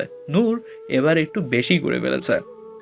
আদিত্য দ্রুত গিয়ে নূরকে সায়নার কাছ থেকে সরিয়ে এনে সোফায় বসিয়ে দিল। তারপর সায়নার কাছে গিয়ে ওর হাত ধরে ওকে উঠতে সাহায্য করলো। সায়না আদিত্যকে দেখে ন্যাকা কান্না শুরু করে দিল। আদিত্য বলে উঠল, সরি সায়না, নূরের হয়ে আমি সরি বলছি। তুমি তো জানোই ও কতটা অবুঝ। সায়না একটু থেমে নিজের চোখ দেখিয়ে বলল, আদিত্য দেখো না একটু, নূর তখন ঝাড়ু দিয়ে বাড়ি মারাই চোখে ময়লা লেগেছে, একটু দেখো না। আদিত্য অনিচ্ছা সত্ত্বেও ভদ্রতার খাতিরে সায়নার চোখে দেখতে লাগলো। এটা দেখে নূরের রাগ আরও বেড়ে গেল। নূর হঠাৎ উঠে দাঁড়িয়ে টি টেবিলের উপরে রাখা কোকা কোলার একটা কাচের বোতল হাতে তুলে নিল। তারপর সায়নার দিকে এগিয়ে গিয়ে বলল, পচা মেয়ে, সর আমার হিরোর কাছ থেকে। নূরের কথা আদিত্য পেছনে ফিরে তাকালো। তখনই নূর কাচের বোতল উঠিয়ে সায়নার মাথায় বাড়ি দেওয়ার জন্য আগ্রাসী হলো। আদিত্য চমকে গিয়ে নূরের হাত ধরে ওকে ঠেকানোর চেষ্টা করছে, কিন্তু নূর কিছুতেই মানছে না। ও সায়নার মাথা ফটিয়ে ছাড়বে। নূরের সাথে না পেরে উঠে আদিত্য আর উপায় না পেয়ে উচ্চস্বরে একটা ধমক দিয়ে বলে উঠল, stop it Noor, stop it right now. কি করছো তুমি এসব? পাগল হয়ে গেছো তুমি? আদিত্যের ধমকে নূর কেঁপে উঠল। মাথা নিচু করে চুপ করে দাঁড়িয়ে গেল। অনেক অভিমান হচ্ছে ওর। আদিত্য আজ পর্যন্ত কখনো ওর সাথে এভাবে কথা বলেনি, আর আজ ওই পচা মেয়েটার জন্য হিরো আমাকে বকলো। কথাটা ভাবতেই নূরের কান্না পাচ্ছে। আদিত্য আবার বলল, যাও রুমে যাও। নূর চুপ করে দাঁড়িয়ে আছে। আদিত্য এবার উচ্চস্বরে বলে উঠল, কি হলো, শুনতে পাওনি? Go to your room right now. Noor এবার ঠোঁট উল্টিয়ে চোখ মুছতে মুছতে দৌড়ে উপরে চলে গেল। আদিত্য বুঝতে পারছে নূর অনেক কষ্ট পেয়েছে, কিন্তু ওর হাতে আর কোনো উপায় ছিল না। নূরকে না ঠেকালেও আজ বড় কোনো একটা অঘটন ঘটিয়ে ফেলতো, তাই তো ওকে এমন করতে হলো। না হলে ওর কলিজাটাকে কখনোই এভাবে বকতো না। আদিত্য একটা দীর্ঘশ্বাস ছেড়ে সায়নার দিকে তাকে ছোট্ট করে একটা সরি বলে ওখান থেকে চলে গেল। ধীরে ধীরে বাকি সবাই নিজেদের রুমে চলে গেল। সবাই চলে যেতেই সায়না একটা বিশ্বজয়ের হাসি দিল। এটাই তো চাচ্ছিল। আদিত্য ধীরে ধীরে নূরের ওপর বিরক্ত হচ্ছে। এভাবে একসময় নূরের ওপর পুরোপুরি অদৃষ্ট হয়ে উঠবে, আর একসময় নূরকেও জীবন থেকে ছুঁড়ে ফেলবে। তারপর আদিত্য শুধু আমার হবে। কথাগুলো ভেবে খুশি মনে নিজের রুমে গেল সায়না। আদিত্য ধীরে ধীরে রুমের দরজা খুলে ভেতরে ঢুকলো। ভেতরে ঢুকে দেখলো নূর বেডের উপর বসে ঠোঁট ফুলিয়ে নাক টানছে, আর রাগের টেডি বিয়ারের গল উলগুলো টেনে টেনে ছিঁড়ছে। আদিত্যের প্রচুর খারাপ লাগছে। ও জানটাকে কীভাবে বকে দিল তখন। ওর হাতে থাকলে ও কখনোই ওর অ্যান্সেলটাকে এভাবে বকতো না। আদিত্য ধীরে ধীরে এগিয়ে গিয়ে নূরের পাশে বসলো। নূর অভিমান করে অন্যদিকে মুখ ফিরিয়ে নিয়ে নাক টানতে লাগলো। আদিত্য হাত বাড়িয়ে নূরের মুখটা ধরতে গেলে নূর ঝটকা মেরে হাতটা সরিয়ে দিল। আদিত্য বুঝতে পারছে নূর অনেক বেশি রেগে আছে। আদিত্য নিজের দুই কান ধরে অপরাধী শুরু করলো। সরি সোনা, ভুল হয়ে গেছে, মাফ করে দাও না। একবার তাকাও আমার দিকে প্লিজ। নূর এবার অভিমানী দৃষ্টিতে আদিত্যের দিকে তাকালো। তারপর হঠাৎ করে আদিত্যকে ধাক্কা মেরে বেডের উপর চিৎ করে ফেলে দিল। এরপর নূর গিয়ে আদিত্যের পেটের উপর উঠে বসলো। নূর রাগ দেখে আদিত্যের বুকের উপর এলো পাথরে হাত দিয়ে চাপড় মারতে মারতে কাঁদো কাঁদো গলায় বলতে লাগলো, পচা তুই, পচা পচা, তুই আমাকে ধমকালি কেন? কেন বকলি আমাকে? তুই ওই পচা মেয়েটার জন্য আমাকে বকলি কেন? কেন? এক পর্যায়ে নূর আদিত্যের বুকে খামচি দিতে লাগলো। নিজের নখগুলো আদিত্যের ফর্সা বুকে বিধিয়ে দিল। তাদের যেন নূরের রাগ কমছে না। নূর এবার মাথা নিচু করে আদিত্যের বুকে কামড় দিতে লাগলো। নিজের সব রাগ আদিত্যের উপর ঝাড়তে লাগলো নূর। আদিত্য নূরকে কিছুই বলছে না, নূরকে বাধাও দিচ্ছে না। দাঁত চেপে সব সহ্য করে নিচ্ছে। কেন দেবে? ওর অ্যাঞ্জেলকে কষ্ট দিয়েছে, তার জন্য তো এই শাস্তি ওর প্রাপ্য। নূর যদি ওকে ক্ষত বিক্ষত করেও শান্তি পায় তাহলেও কোনো আফসোস নেই ওর। নূর একসময় ক্লান্ত হয়ে আদিত্যের উপর অত্যাচার বন্ধ করে দিল। তারপর আদিত্যের উপর থেকে নেমে ওর পাশে উল্টো দিকে কাত হয়ে শুয়ে পড়ল। নূর এবার ফুপিয়ে কেঁদে উঠল। নূরের কান্নার শব্দ শুনে আদিত্যের বুকের ভেতর মুছে দিয়ে উঠল। এতক্ষণ নূরের আঘাতেও হয়তো এতটা কষ্ট হয়নি যতটা নূরের কান্না থেকে হচ্ছে কষ্টটা। আদিত্য পেছন থেকে নূরকে জড়িয়ে ধরে আবেগী কণ্ঠে বলল, এই অ্যাঞ্জেল সোনা, কাঁদিস না প্লিজ। তোর কান্না যে আমার সহ্য হয় না। দরকার হলে আমাকে আরও আঘাত কর, তবুও কাঁদিস না। নূর কাঁদো কাঁদো গলায় অভিমানী সুরে বলল, আজ তুমিও আমাকে পাগল বললে? তার মানে তুমিও আমাকে পাগল ভাবো, তাই না? আমি আর থাকবো না তোমার সাথে। তোমরা সবাই পচা। আমি কালই চলে যাবো এখান থেকে, আর কখনো আসবো না। নূরের কথা শুনে আদিত্যের বুকটা কেঁপে উঠল। আদিত্য একটানা নূরকে নিজের দিকে ঘুরিয়ে বুকের মাঝে শক্ত করে জড়িয়ে নিল, বলল, খবরদার অ্যাঞ্জেল, এই কথা আর কখনো বলবে না। তোমাকে ছাড়া আমি বাঁচবো কি করে? তুমি ছাড়া আমার কে আছে বলো? নূর নিজেকে ছাড়ানোর জন্য মোছরামুছরি করতে করতে বলল, ছাড়ো আমাকে, ছাড়ো। তুমি পচা, আমাকে বকা দিয়েছো, পাগল বলেছো। আমি থাকবো না আর তোমার কাছে। ছাড়ো তুমি আমাকে। আদিত্য নূরকে শক্ত করে জড়িয়ে ধরে বলল, এমন করে বলিস না প্লিজ। আই এম সরি না সোনা, অনেকগুলো সরি। প্লিজ মাফ করে দে না কলিজাটা। আমি কি আমার অ্যাঞ্জেলটাকে কখনো পাগল ভাবতে পারি বল? নূর এবার একটু শান্ত হয়ে এলো। আদিত্য নূরের মুখটা সামনে এনে দুই হাতে নূরের মুখটা আগলে ধরে বলল, কিন্তু কি করব বলো? তুমি তখন অমন করছিলে। তোমাকে থামানোর জন্য আর কোনো উপায় ছিল না। আর তুমি যদি ওই কাচের বোতলটা শাইনার মাথায় ফাটাতে, তাহলে তো ও মরে যেত। তখন কি হতো জানো? নূর দুই দিকে মাথা নাড়ালো, মানে ও জানে না। আদিত্য বলে উঠল, তখন এতগুলো পুলিশ এসে আমার অ্যাঞ্জেলটাকে ধরে নিয়ে যেত। তারপর তোমাকে জেলের ভেতর আটকে রাখতো। তখন আমি আমার অ্যাঞ্জেলটাকে কোথায় পেতাম বলো? নূর একটু অভিমানী সুরে বলল, তো কি করব? ওই পচা মেয়েটাকে আমার একদম ভালো লাগে না। ও সব সময় শুধু তোমার কাছে কেন আসে? তোমার কাছে কেউ আসলে আমার একটুও ভালো লাগে না, অনেক পচা পচা লাগে। নূর নিজের বুকের বাঁ পাশে আঙুল ঠেকিয়ে বলল, এখানে না কেমন কেমন লাগে, আর অনেক রাগও হয়। তুমি তো আমার হিরো, শুধু আমার কাছে থাকবে, আর আর কারো কাছে যাবে না। অন্য কেউ তোমার কাছে আসলে আমি তোমাকে মেরে ফেলবো। অন্য কেউ তোমার কাছে আসলে আমি তাকে মেরে ফেলবো। আদিত্য অবাক চোখে নূরের দিকে তাকিয়ে রইল। ও যা ভাবছে নাকি সত্যি? ওর অ্যাঞ্জেলটা কি ওকে ভালোবেসে ফেলেছে? কথাটা ভাবতেই আদিত্যের বুকের ভেতরে এক প্রশান্তির শীতল বাতাস বইতে লাগলো। আদিত্য নূরের দিকে মায়া ভরা চোখে তাকিয়ে বলল, আচ্ছা তাই নাকি? আচ্ছা বলো তো, আমার জন্য কি আরও কিছু হয় তোমার? নূর বাচ্চাদের মতো বলল, হ্যাঁ, হয়তো আরো অনেক কিছু হয়। তুমি যখন বাসায় না থাকো তখন আমার অনেক পচা পচা লাগে, একটুও ভালো লাগে না। আমার সারাক্ষণ শুধু তোমার সাথে থাকতে ইচ্ছে করে, তোমার সাথে কথা বলতে ইচ্ছে করে, তোমার বুকে ঘুমাতেও আমার অনেক ভালো লাগে। নূরের কথা শুনে আজ আদিত্যের পুরো বিশ্বাস হয়ে গেল ওর অ্যাঞ্জেলটা সত্যি ওকে ভালোবেসে ফেলেছে। আদিত্যের বুকের ভেতর খুশির জলরাশি উপচে পড়ছে। এত খুশি আদিত্য কই রাখবে? খুশিতে আদিত্য পাগল না হয়ে যায়। আদিত্য নিজের ঠোঁট কামড়ে নিঃশব্দে হাসলো। তারপর একটু মিচে অভিমান দেখিয়ে বলল, ভালো লাগে না ছাই? তুমি মিথ্যে বলছো। তা না হলে কি আর আমাকে ছেড়ে চলে যাইতে চাইতে এভাবে? তুমি আমার কথা একটু ভাবো না। কথাটা বলে আদিত্য মিছে অভিমান করে উল্টো দিকে ফিরে কাত হয়ে শুয়ে পড়ল। আদিত্যকে এভাবে অভিমান করতে দেখে নূরের অনেক খারাপ লাগছে। নূর আদিত্যকে মানানোর জন্য বলে উঠল, না না হিরো, আমি যাব না তো। ওটা তো আমি এমনিই বলছিলাম, সত্যি বলছি। এই হিরো, ঘোরো না এদিক। নূর পেছন থেকে আদিত্যের শার্ট ধরে টানাটানি করছে, কিন্তু আদিত্য ঘুরছে না, শুধু মুসকে মুসকে হাসছে। ও দেখতে চায় নূর কি করে। নূর অনেকক্ষণ টানাটানি করে আদিত্যকে ফেরাতে পারলো না বের নূর উঠে বসলো। তারপর আদিত্যের হাতের ওপর হাত বুলিয়ে ছোট বাচ্চাদের যেভাবে বলে সেভাবে বলে উঠলো, লে লে লে লে লে, রাগ করে না হিরো সোনা, ময়না পাখি আমার রাগ করে না। আমি তোমাকে চকলেট কিনে দেবো, হ্যাঁ? আর রাগ করে না লক্ষ্মী সোনা। আদিত্য আর নিজের হাসি আটকাতে পারলো না, হো হো করে হেসে উঠলো। পেটে হাত দিয়ে হাসতে হাসতে গড়াগড়ি খেতে লাগলো। কপাল গুনে বউ একটা পেয়েছো, কেমন করে রাগ ভাঙাচ্ছে যেন আমি কোনো ছোট বাচ্চা। আদিত্যকে হাসতে দেখে নূর না বুঝে হাসা শুরু করে দিল। আদিত্য নূরকে টান দিয়ে ওর বুকে ফেললো। তারপর বুকের মাঝে জড়িয়ে নিয়ে মাথায় একটা চুমু দিল। মেয়েটা সত্যি একটা খুশির গুপ্তধন। নূর আদিত্যের বুকের দিকে তাকিয়ে দেখলো বুকে খামচি আর কামড়ার দাগ হয়ে অনেক খারাপ অবস্থা হয়ে গেছে। নূর মাথা উঁচু করে আদিত্যের দিকে অপরাধী তাকিয়ে বলল, সরি হিরো, আমি আবারও তোমাকে ব্যথা দিয়েছি। আমি সত্যিই পচা, শুধু তোমাকে ব্যথাই দেই। আদিত্য মুচকি হেসে নূরের গালে হাত বুলিয়ে দিয়ে বলল, কে বললো আমার অ্যাঞ্জেল পচা? আমার অ্যাঞ্জেল তো জাদুকর, এখনই তার জাদু দিয়ে আমার ব্যথা ছু মন্তর করে দিবে, তাই না? নূর হাসি মুখে বলল। হ্যাঁ, করবো তো। কথাটা বলে নূর আদিত্যের শার্টের বাটন খুলে মুখ লাগিয়ে আদিত্যের বুকে চুমু খেতে লাগলো, আর আদিত্য ভাসতে লাগলো সুখের জোয়ারে। সায়না এসে আদিত্যের দরজার বাইরে কান পেতে দাঁড়িয়েছিল। ভেবেছিল হয়তো রুমে এসে আদিত্য নূরের সাথে আরও রাগারাগি করবে, কিন্তু ওর আশায় গরুর চোনা ঢেলে পড়ল। যখন রুম থেকে হাসির শব্দ শুনতে পেল, রাগের শরীর জ্বলে যাচ্ছে ওর। এত কিছুর পরেও আদিত্য ওই মেয়েটার জন্য পাগল। তবে আমিও এত সহজে হার মানছি না। এই পাগলকে তো আমি বিদায় করেই ছাড়বো। পরের দিন সকালবেলা আদিত্য অফিসে চলে গেছে। নূর ড্রয়িং রুমে বসে খেলছিল, তখনই সায়না এসে হাজির হলো। বাঁকা এসে ধীরে ধীরে নূরের পাশে গিয়ে বসলো, তারপর নূরের দিকে তাকিয়ে বলল। কি করছো নূর? নূর বিরক্ত হয়ে বলল।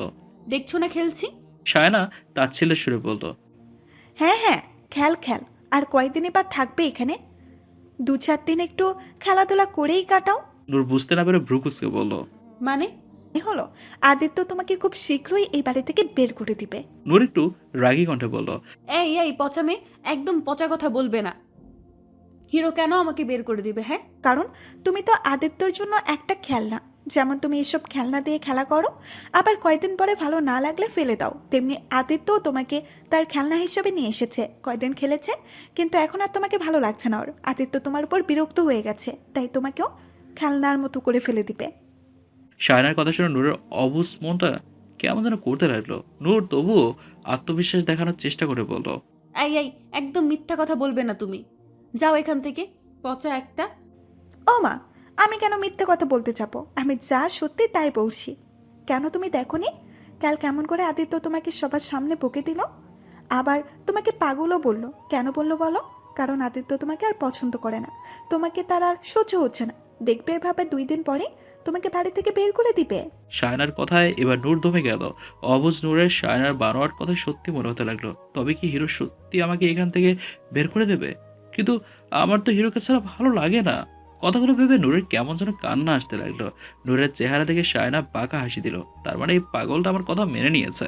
সায়না নূরকে আরেকটু বিশ্বাস করানোর জন্য বলে উঠলো। আচ্ছা, আমার কথা তোমার বিশ্বাস হচ্ছে না তো? তাহলে এক কাজ করো, তুমি এখন আদিত্যকে ফোন করো, দেখবে তোমার সাথে কথাই বলতে চাইবে না। নূর মলির মুখে বলল। কিন্তু আমার কাছে তো ফোন নেই। আচ্ছা, আমার ফোন দিয়ে দিচ্ছি। কথাটা বলে সায়না একটা নম্বরে ফোন দিল। একটু পরে ফোনটা রিসিভ হলো। সায়না ফোনটা লাউড স্পিকার দিয়ে নূরের সামনে ধরে বলল। হ্যালো আদিত্য, নূর তোমার সাথে কথা বলতে চাচ্ছে, ওর সাথে একটু কথা বলো। নূর হাসি মুখে যেই কিছু বলতে যাবে তখনই উপাস থেকে বলে উঠলো। আরে সব পাগল ছাগলের সাথে কথা বলার সময় নেই আমার। আমার অনেক কাজ আছে এখানে। বাসায় তো ওই পাগলের জ্বালা একটু শান্তি পাই না, এখন কি অফিসেও শান্তি পাবো না? রাখ ফোন। এরপর ফোনটা কেটে গেল। নূর যেন থমকে গেল। ওর বিশ্বাস হচ্ছে না যে ওর হিরো ওকে নিয়ে এভাবে কথা বলছে। তাহলে কি হিরো সত্যি আমাকে আর চায় না? আমাকে কি এই বাড়ি থেকে বের করে দেবে? নূরের চোখ পেয়ে অশ্রু গড়িয়ে পড়লো। অথচ অবুঝ নূর বুঝতেই পারলো না যে ফোনের ওপাশের ব্যক্তিটি আদিত্য না অন্য কেউ ছিল। নূরের চোখে পানি থেকে সায়না বাকি হাসি দিল। তার মানে ওর প্ল্যান সফল হয়েছে। সায়না ওর এক ফ্রেন্ডকে আগেই বলে রেখেছিল ও যখন ফোন দেয় তখন যেন এভাবেই কথা বলে, আর তাই হয়েছে। পাগল মেয়েটা সব সত্যি ভেবে নিয়েছে। সায়না ধীরে ধীরে ওখান থেকে উঠে গেল। এখন শুধু তামাশা দেখার পালা। দেখা যাক এবার পাগলিটা কি করে। যাই করে উঠে কেন, সায়নার জন্য যে সুবিধাজনক হবে সেটা ভেবে ওর আনন্দ লাগছে। নূরের অনেক কান্না আসছে। ওর কিচ্ছু ভালো লাগছে না। ওর হিরো ওর সাথে এমন করতে পারলো? পচা হিরো, পচা একটা। আমাকে নাকি বের করে দেবে। আমি নিজেই আর থাকবো না, চলে যাবো এখান থেকে। আর এক মুহূর্ত এখানে থাকবো না। নূরের চোখ দিয়ে পানি ঝরতে লাগলো। চোখের পানি মুছতে মুছতে উঠে দাঁড়ালো নূর। অভিমানে ভরা মনটা নিয়ে দরজা খুলে বাইরের দিকে বেরিয়ে গেল নূর। বাসার সার্ভেন্টরা তখন যার যার কাজে নিয়োজিত, তাই ওরা কেউ নূরকে খেয়াল করেনি। সায়না উপর থেকে সবই দেখছে, তবুও কিচ্ছু বলছে না। বরং নূরকে এভাবে যেতে দেখে আরো খুশি লাগছে ওর। নূর যদি নিজে নিজেই একদিকে চলে যায় তাহলে তো ওর কিছুই করতে হবে না। নীলা নিজের রুমে বসে একটা অ্যাসাইনমেন্ট করছিল, তাই নিচে কি হচ্ছে তাও দেখতে পাচ্ছে না। একটু আগে একবার নূরকে দেখে এসছে ড্রয়িং রুমে খেলতে, তাই নিশ্চিন্তে হয়ে রুমে এসে অ্যাসাইনমেন্ট করছে ও। নূর হাতের উল্টো দিক দিয়ে চোখের পানি মুছছে আর গেটের দিকে হেঁটে যাচ্ছে। গার্ডসরা নূরকে একবার দেখলো, তবে তেমন একটা গায়ে লাগানো না, কারণ নূর অনেক সময় এদিক ওদিক ছোটাছুটি করে খেলা করে, তাই ওরা আর অন্য কিছু ভাবলো না। নূর হাঁটতে হাঁটতে একসময় মেইন গেটের কাছে চলে এলো। গেটে দুজন সিকিউরিটি গার্ড থাকে। দুর্ভাগ্যবশত ওই সময় ওদের দুজনের একজন উল্টো দিকে দাঁড়িয়ে ফোনে কথা বলছে আর একজন ওয়াশরুমে গিয়েছে, তাই কেউই নূরকে খেয়াল করলো না। নূর একসময় গেট পার হয়ে রাস্তায় বেরিয়ে গেল। আপাতত ওর কোনো হুঁশ জ্ঞান নেই ও কি করছে, শুধু রাগের মাথায় বেরিয়ে যাচ্ছে তাই জানায়। রাস্তায় এসে গন্তব্যহীনভাবে এমনই একদিকে হাঁটতে লাগলো। বারবার হাতের উল্টো পিঠ দিয়ে চোখের পানি মুছছে আর বিড়বিড় করে বলছে, পচা তুমি, পচা হিরো, আমি থাকবো না আর তোমার কাছে। এভাবে হাঁটতে হাঁটতে নূর একসময় অনেক দূর চলে আসে। হাঁটতে হাঁটতে নূর একসময় ক্লান্ত হয়ে যায়। প্রায় 20 মিনিট ধরে হাঁটার কারণে পা জোড়া অনেক ব্যথা করছে ওর। হঠাৎ নূরের হুঁশ আসে। নূর আশেপাশে তাকিয়ে ভাবে, কোথায় চলে এসছে ও? এ জায়গা তো চেনে না। এখন কি করবে ও? কোথায় যাবে? রাস্তায় তো গুলিয়ে ফেলেছে। নূরের এবার আরও কান্না আসছে। নূর রাস্তার পাশে একটা বেঞ্চে বসে আস্তে আস্তে কাঁদতে লাগলো। কাঁদতে কাঁদতে বলতে লাগলো, হিরো, আমি হারিয়ে গেছি, কোথায় তুমি? তাড়াতাড়ি আসো না, ভালো লাগছে না আমার। রাস্তার পথচারীরা আস্তে আস্তে সবাই নূরের দিকে তাকিয়ে রইল। কেউ কেউ আবার হাসতে লাগলো ওকে দেখে। এসব দেখে নূরের আরও কান্না পাচ্ছে। হঠাৎ একটা গাড়ি এসে নূরের সামনে রাস্তার উপর থামলো। গাড়ি থামিয়ে একটা লোক ভালো করে নূরকে স্ক্যানিং করলো। নূরকে চিনতে পেরে লোকটি হাতের চাঁদ পাওয়ার মতো খুশি হয়ে তাড়াতাড়ি কাউকে ফোন লাগালো। ওপাশ থেকে ফোন রিসিভ হতে লোকটা বলে উঠলো, বস, অনেক বড় একটা গুড নিউজ আছে। জানেন আমার সামনে এখন কে বসে আছে? ফোনের ওপাশে লোকটি বলে উঠলো, কে? আরে বস, ওই সাদমান শাহরিয়ার আদিত্যর জান বসে আছে আমার সামনে। মানে? মানে হলো ওর বউ, আদিত্যর কলিজার বউ আমার সামনে বসে আছে, যাকে ধরার জন্য আমরা কত প্ল্যান করেছি। তার পানের প্রিয় বউ আমার সামনে। ভাবতে পারছেন বস, একবার যদি ওর জানকে আমাদের কবজায় নিয়ে নেই, তাহলে আদিত্য সুরসুর করে আমাদের হাতে ধরা দিবে। বাহ, এটা তো অনেক ভালো খবর শোনালি মানিক। যা, জলদি আদিত্যের পরাণ পাখিটারে ধরে নিয়ে আয়। জি বস। লোকটা ফোন রেখে গাড়ি থেকে নেমে নূরের সামনে এলো। তারপর নূরের দিকে তাকিয়ে অভিনয় করে বলতো, আরে ম্যাডাম, আপনি এখানে? নূর লোকটার দিকে তাকিয়ে ভ্রুকুসকে বলল, তুমি কি আমাকে চেনো? হ্যাঁ চিনি তো, আপনি তো আদিত্য স্যারের বউ। আপনি এখানে কি করছেন? আসলে আমি না হারিয়ে গেছি, আমাকে একটু আমার বাড়িতে নিয়ে যাবে? হ্যাঁ হ্যাঁ, আসুন না, আপনাকে এখনই নিয়ে যাচ্ছে। নূর খুশি হয়ে বলল। হ্যাঁ হ্যাঁ, চলো চলো। লোকটা নূরকে নিয়ে ওর গাড়িতে বসালো। অবুঝ নূর জানেও না ও কোন ফাঁদে পা দিল। আদিত্য অফিসে এসে একটা মিটিংয়ে ঢুকেছিল। তাড়াহুড়ো করে মিটিং শেষ করে ক্যাবিনে চলে এসছে আদিত্য। হঠাৎ করে কেমন যেন ওর খুব অস্থির লাগছিল। বারবার শুধু নূরের কথা মনে পড়ছিল। তাই তাড়াতাড়ি করে ক্যাবিনে এসে ল্যাপটপ চালু করে আদিত্য। নূরকে চোখের সামনে না দেখা পর্যন্ত শান্তি হবে না ওর। আদিত্য ল্যাপটপে বসা সিসি ক্যামেরায় কানেক্ট করলো। ক্যামেরা চালু হতেই আদিত্য নূর কোথায় তাই খুঁজতে লাগলো। আদিত্য এক এক করে সবগুলো ক্যামেরা চেক করতে লাগলো, কিন্তু একই নূর কোথায়? নূরকে তো বাসার কোথাও দেখতে পাচ্ছে না ও। আদিত্য একটু ঘাবড়ে গেল। সব ক্যামেরাগুলো ভালো করে চেক করতে লাগলো, না কোথাও নেই নূর। আদিত্য এবার ভয় লিখতে শুরু করলো, কোথায় গেল ওর অ্যাঞ্জেলটা? আদিত্য ফোন বের করে তাড়াতাড়ি নীলার নম্বরে কল দিল। নীলা ওর অ্যাসাইনমেন্ট শেষ করে নিচে এলো নূরকে দেখতে, কিন্তু নিচে এসে নূরকে দেখতে পেল না। নীলা ভ্রুকুসকে এদিক ওদিক তাকিয়ে দেখলো কোথাও নেই নূর। নীলা ভাবলো হয়তো নূর ওর রুমে গিয়েছে, তাই ও উপরে উঠে নূরের রুমে গেল, কিন্তু এখানেও নূর নেই। নীলার এবার একটু চিন্তা হতে লাগলো, আপু আবার কই গেল? নীলা বাইরে দেখার জন্য নিচে নেমে এলো। তখনই ওর ফোনটা বেজে উঠলো। নীলা দেখলো আদিত্য ফোন করেছে। নীলা ফোন রিসিভ করে কানে নিতে আদিত্য অস্থির কণ্ঠে বলল, নূর কোথায় নীলা? Where is she? নীলা থতমত খেয়ে বলল, কি হয়েছে জিজু, আপনি এত হাইপার হয়ে গেছেন কেন? নীলা, আমি এইমাত্র সিসিটিভির সবগুলো ক্যামেরায় দেখলাম, কিন্তু নূর কোথাও নেই। ওকে দেখতে পাচ্ছি না আমি। কোথায় ও? নীলা আদিত্যকে আশ্বস্ত করে বলল, রিল্যাক্স জিজু, শান্ত হন। আমি আধা ঘন্টা আগে আপুকে ড্রয়িং রুমে খেলতে দেখে গিয়েছিলাম। আসলে আমার একটা অ্যাসাইনমেন্ট ছিল, ওইটাই করছিলাম, তাই আর নিচে আসা হয়নি। তবে আপনি চিন্তা করেন না, আপু আছে কোথাও, হয়তো আশেপাশে, হয়তো সিসি ক্যামেরায় দেখা যাচ্ছে না। আপনি তো জানেনই আপু কেমন চঞ্চল, হয়তো কোনো কোনায় বসে খেলছে। আমি এক্ষুনি দেখছি। ওকে তাড়াতাড়ি দেখো, দেখে আমাকে জানাও। ঠিক আছে। নীলা ফোন রেখে দিয়ে নূরকে খুঁজতে লাগলো। বাসার সব সার্ভেন্টদেরও নূরকে খুঁজতে বলল। সবাই মিলে খোঁজাখুঁজি করেও নূরকে কোথাও পাচ্ছে না। এবার নীলাও অনেকটা ঘাবড়ে গেল, ভয় লাগছে প্রচুর। কোথায় গেল আপু? জিজুকে এখন কি জবাব দেবো আমি?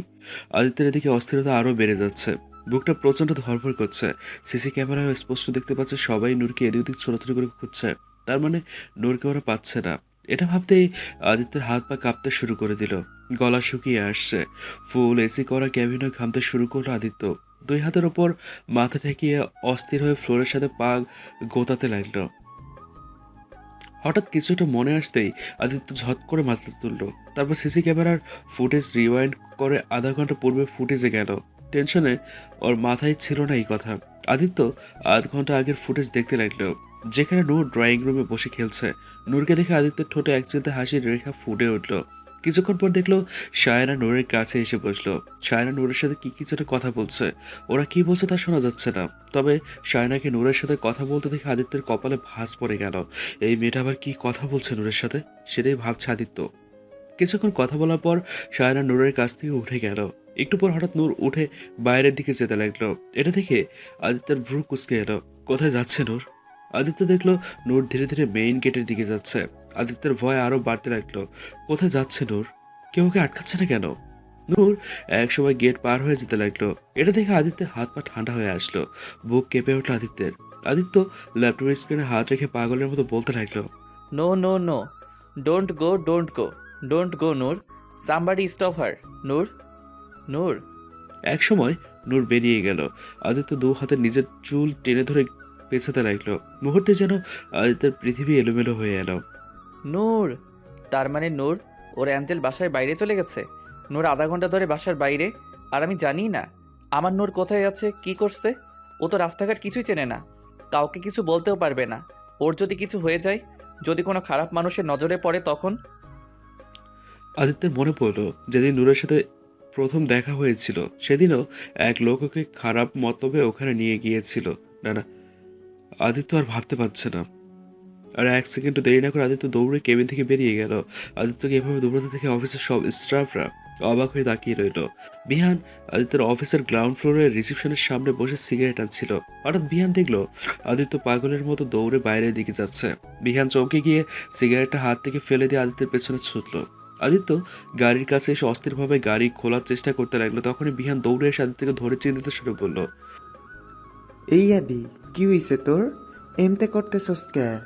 আদিত্যের হাত পা প্রচুর কাঁপছে, গলা শুকিয়ে কাঠ হয়ে গেছে, মুখ দিয়ে কথা বের করতে পারছে না। আদিত্যের এমন অবস্থা দেখে বিহান আরো ভয় পেয়ে গেল। বিহান বলে উঠল, কি হইছে আমারে কবি তো? আদিত্য বিহানের দুই কাঁধ ধরে কম্পিত কণ্ঠে বলল, বিহান, নূর, আমার নূর। বিহান ভ্রুকুসকে বলল, নূর? নূরের আবার কি হইল? নূর আধা ঘন্টা আগে বাসা থেকে একা একাই বের হয়ে গেছে বিহান, এখনো বাসায় ফেরেনি। বিহান চমকে গিয়ে বলল, কি কি কস এইসব? বাইতে এতগুলান মানুষ থাকতে নূর কেমনে বাইর হইয়া গেল? এত কিছু বলার সময় নেই এখন, আমাকে আগে নূরকে খুঁজতে হবে যে করেই হোক। হ ঠিক আছে, তুই চিন্তা করিস না, আমরা নূরের অবশ্যই খুঁজে বাইর করমু। দুজন তাড়াতাড়ি গাড়িতে উঠে গাড়ি স্টার্ট দিল। আদিত্যের পাগল প্রায় অবস্থা, মনে মনে শুধু আল্লাহর কাছে দোয়া করছে ওর নূর যেন ঠিক থাকে, ওর অ্যাঞ্জেলটা যেন কিচ্ছু না হয়। বিহান গাড়ি চালাতে চালাতে বলল, কোন দিকে যাইবার চাস আগে? আদিত্য নিজের ফোন বের করে একটা লোকেশন দেখিয়ে বলল, এই লোকেশনটাকে ফলো করে চলো। বিহান ভ্রুকুসকে বলল, এটা কিসের লোকেশন? নূরের। মানে তুই কেমতে জানলি নূর এইখানেই আছে? আমি নূরের জন্মদিনে একটা ব্রেসলেট গিফট করেছিলাম।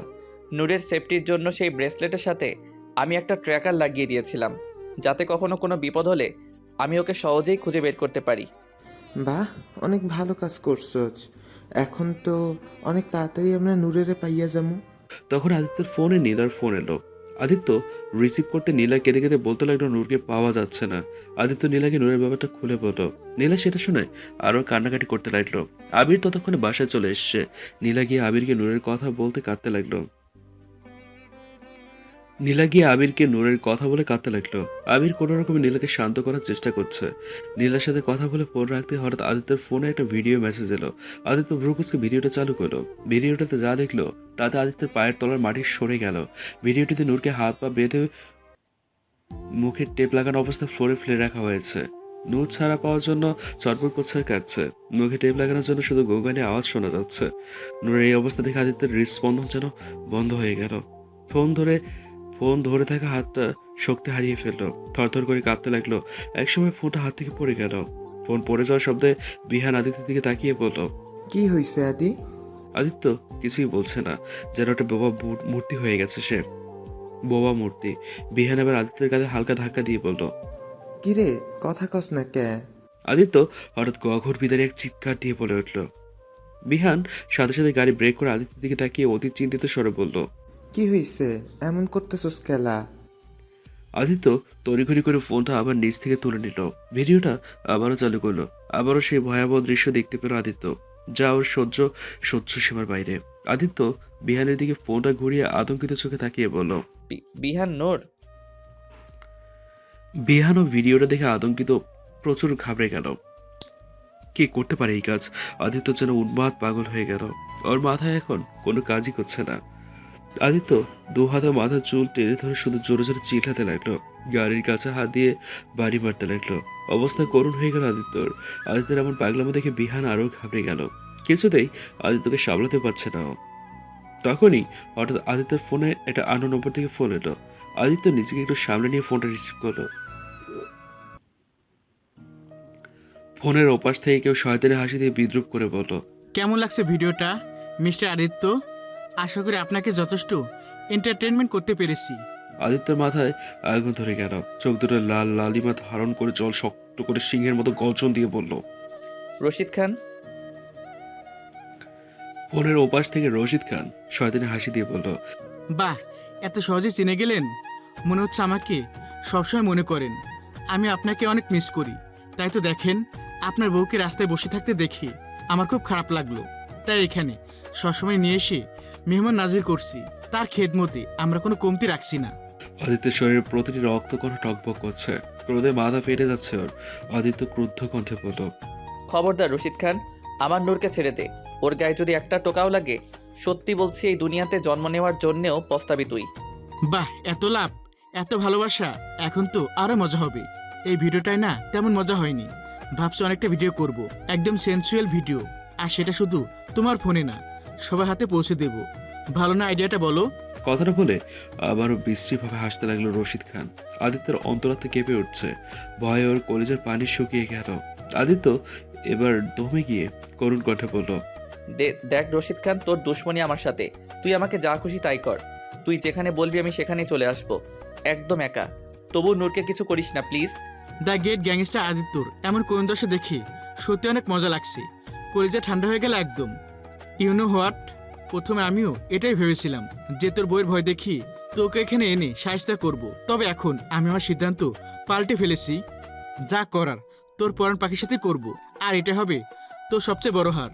কথাগুলো বলে রশিদ খান আবারও হাসতে লাগলো। আদিত্যের ভয়ের জান বেরিয়ে যাচ্ছে। আদিত্য অতি করুণ কণ্ঠে বলল, রশিদ খান, আমি তোর পায়ে পড়ছি, দয়া করে আমার নূরকে ছেড়ে দে। আমি কথা দিচ্ছি, আমি সারা জীবন তোর গোলাম হয়ে থাকবো। কথা শেষ হওয়ার আগেই ওপাশ থেকে ফোনটা কেটে গেল। আদিত্য এবার সব বোধ শক্তি হারিয়ে ফেলল, কেমন যেন প্রাণীর হয়ে পড়ল। নিঃশ্বাস বন্ধ হয়ে আসছে আদিত্যর। আদিত্য গাড়ি থেকে নেমে জোরে জোরে নিঃশ্বাস নিতে লাগলো। রশিদ খানের বলা নোংরা কথাগুলো শুধু কানে বাজছে ওর। আমার নূর, আমার অ্যান্সারে কিছু হয়ে গেলে কি করবো আমি? আদিত্য সহ্য করতে পারছে না, দুই হাতে মাথার চুল টেনে জোরে জোরে চিল্লাতে লাগলো। বিহান দৌড়ে আদিত্যকে ধরে ওকে শান্ত করার চেষ্টা করে বলল, দি শান্ত হ প্লিজ। এভাবে ভেঙে পড়লে চলবো না, তোকে শক্ত হইতেই হইব, নাইলে আমরা নূরকে কিভাবে বাঁচাবো? আর আমাদের কাছে তো নূরের লোকেশন আছেই, তাই মাথা ঠান্ডা করে কাজ করলে আমরা দ্রুতই নূরকে বাঁচাতে পারবো। আদিত্য একটু শান্ত হয়ে বিহানের দিকে তাকিয়ে বলল, হ্যাঁ তুই ঠিকই বলেছিস, তাড়াতাড়ি চল, আমাদের হাতে সময় নেই। দুজন গাড়িতে উঠে দ্রুত গতিতে গাড়ি স্টার্ট দিল। আদিত্য ফোন করে ওর গ্যাংয়ের লোকদের লোকেশন অনুযায়ী চলে আসতে বলল। হাত পা বাঁধা অবস্থায় ফ্লোরে পড়ে আছে নূর, মুখে টেপ লাগিয়ে রাখায় কথাও বলতে পারছে না, শুধু গঙ্গানের আওয়াজ শোনা যাচ্ছে। চোখ দিয়ে অঝরে পানি যাচ্ছে। নূর মনে মনে শুধু ওর হিরোকে ডাকছে, ওর হিরো যেন তাড়াতাড়ি চলে আসে ওর আর এই পচা লোকগুলোর কাছ থেকে ওকে নিয়ে যায়। লোকগুলো খুবই পচা, ওকে এখানে শুধু ব্যথা দিচ্ছে। তোর অনেক কষ্ট হচ্ছে এখানে। একটু পরে রুমের দরজা খুলে রশিদ খান আর তার লোকজন ভেতরে ঢুকলো। নূর ওদের দেখে ভয় পেয়ে জড়সড় হয়ে গেল। এই লোকগুলি তো ওকে এভাবে বেঁধে রেখেছে। রশিদ খান বিশ্রী হাসি দিয়ে নূরের সামনে এসে বসলো। তারপর ও লোকজনদের উদ্দেশ্য করে বলল, আহ, তোরা কি করছিস সেটা? আমাদের স্পেশাল গেস্টকে কেউ এইভাবে বেঁধে রাখে? কথাটা বলে রশিদ খান নূরের হাতের বাঁধন খুলে দিয়ে মুখের টেপও খুলে দিল। মুখের টেপ খুলতেই নূর কেঁদে কেঁদে বলল, আরে আর কি বলছো? আমাদের মতো ভালো মানুষ তো সারা দুনিয়াতে খুঁজেও পাবে না। বলছে আমরা বোধ হয় তোমার ঠিক মতো খেদমত করতে পারিনি, তবে চিন্তা করো না, এখন আমরা তোমার অনেক ভালো খেদমত করব। কথাটা বলে রশিদ খান আবারও বিশ্রীভাবে হাসতে লাগলো। তারপর ওর এক লোকের দিকে তাকিয়ে বলল, ওই রাকিব, ক্যামেরাটা চালু কর। ছেলেটা মাথা ঝাঁকিয়ে ক্যামেরা চালু করলো আর রশিদ খান ধীরে ধীরে নূরের দিকে এগিয়ে যেতে লাগলো। নূর পুরোটা না বুঝলেও লোকটা যে খারাপ সেটা ঠিকই বুঝতে পারছে।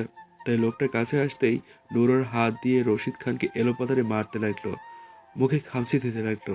রশিদ খান এবার রেগে গিয়ে এক হাতে নূরের দুই হাত চেপে ধরে আর এক হাতে নূরের গালে ঠাস করে একটা চর বসিয়ে দিল। তারপর নূরের চুলের মুঠি ধরে বলল, মেয়েদের বেশি তেরামো আমার একদম পছন্দ না। মেয়েদের বেশি তেরামো আমার একদম পছন্দ না। বেশি তেরামো করলে হাত পা মটাস করে ভেঙে ফেলবো, বুঝতে পেরেছিস? একে তো চর দেওয়ায় নূরের ঠোঁটটা কেটে গেছে, তার উপর এভাবে চুল টেনে ধরায় নূর যন্ত্রণায় কাতরাতে লাগলো, চোখের পানি বাঁধ ভেঙে যাচ্ছে। রশিদ খান ওভাবে বিশ্রী দৃষ্টিতে তাকিয়ে নূরের মুখের দিকে ঝুঁকতে লাগলো। তখনই হঠাৎ দরজা ভাঙার বিকট শব্দে সবাই চমকে দরজার দিকে তাকালো। দরজায় আদিত্যকে গান হাতে নিয়ে অগ্নিমূর্তি হয়ে দাঁড়িয়ে থাকতে দেখে রশিদ খানের ভয়ে আত্মা উড়ে গেল। ও ভেবে পাচ্ছে না আদিত্য এখানে কিভাবে এলো। নূর আদিত্যকে দেখে কাঁদতে কাঁদতে করুণ সুরে ডাকলো, হিরো। নূরের এই ডাকটাই যেন আদিত্যের প্রাণ সঞ্চালন করার জন্য যথেষ্ট ছিল। আদিত্য মায়াময় দৃষ্টিতে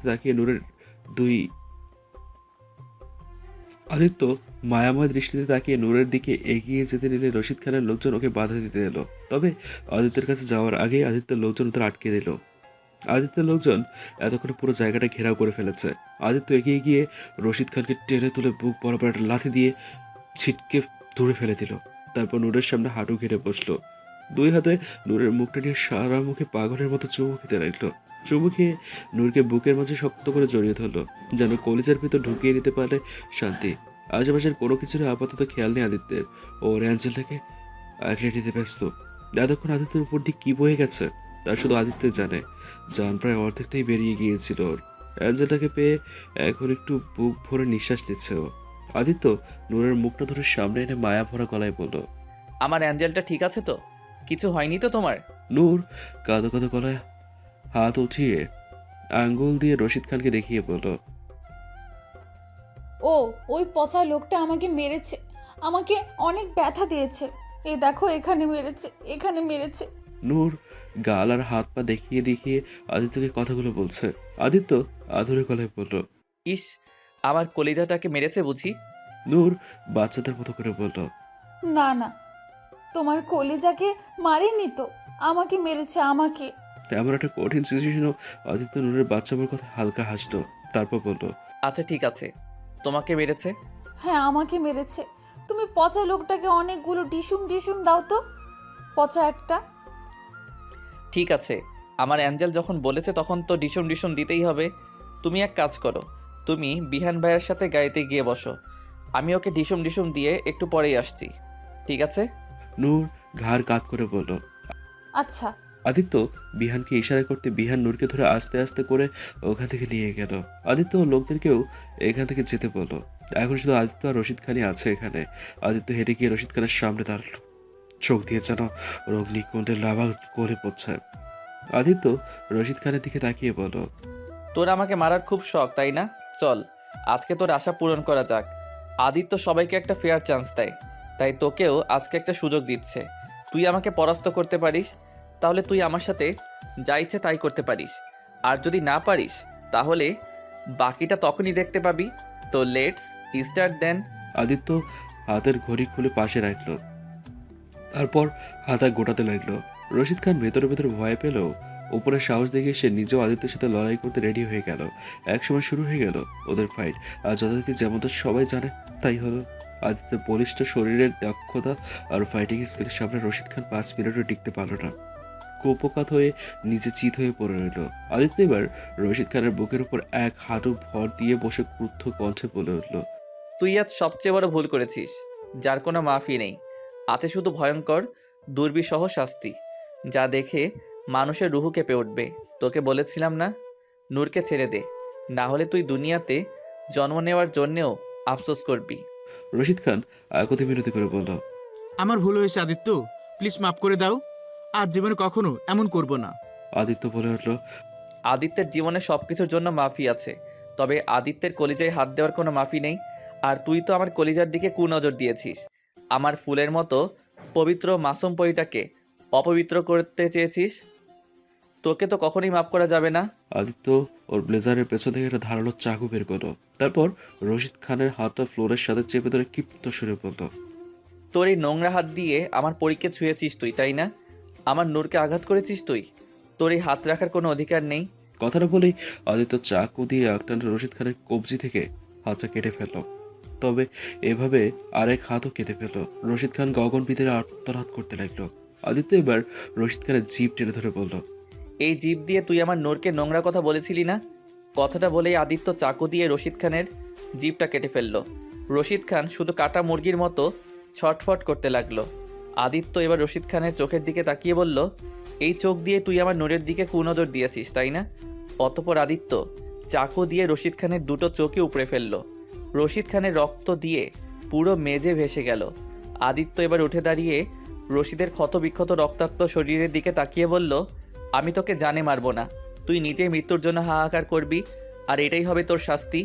তারপর আদিত্য নিজের ঘড়িটা নিয়ে ওখান থেকে বেরিয়ে এলো।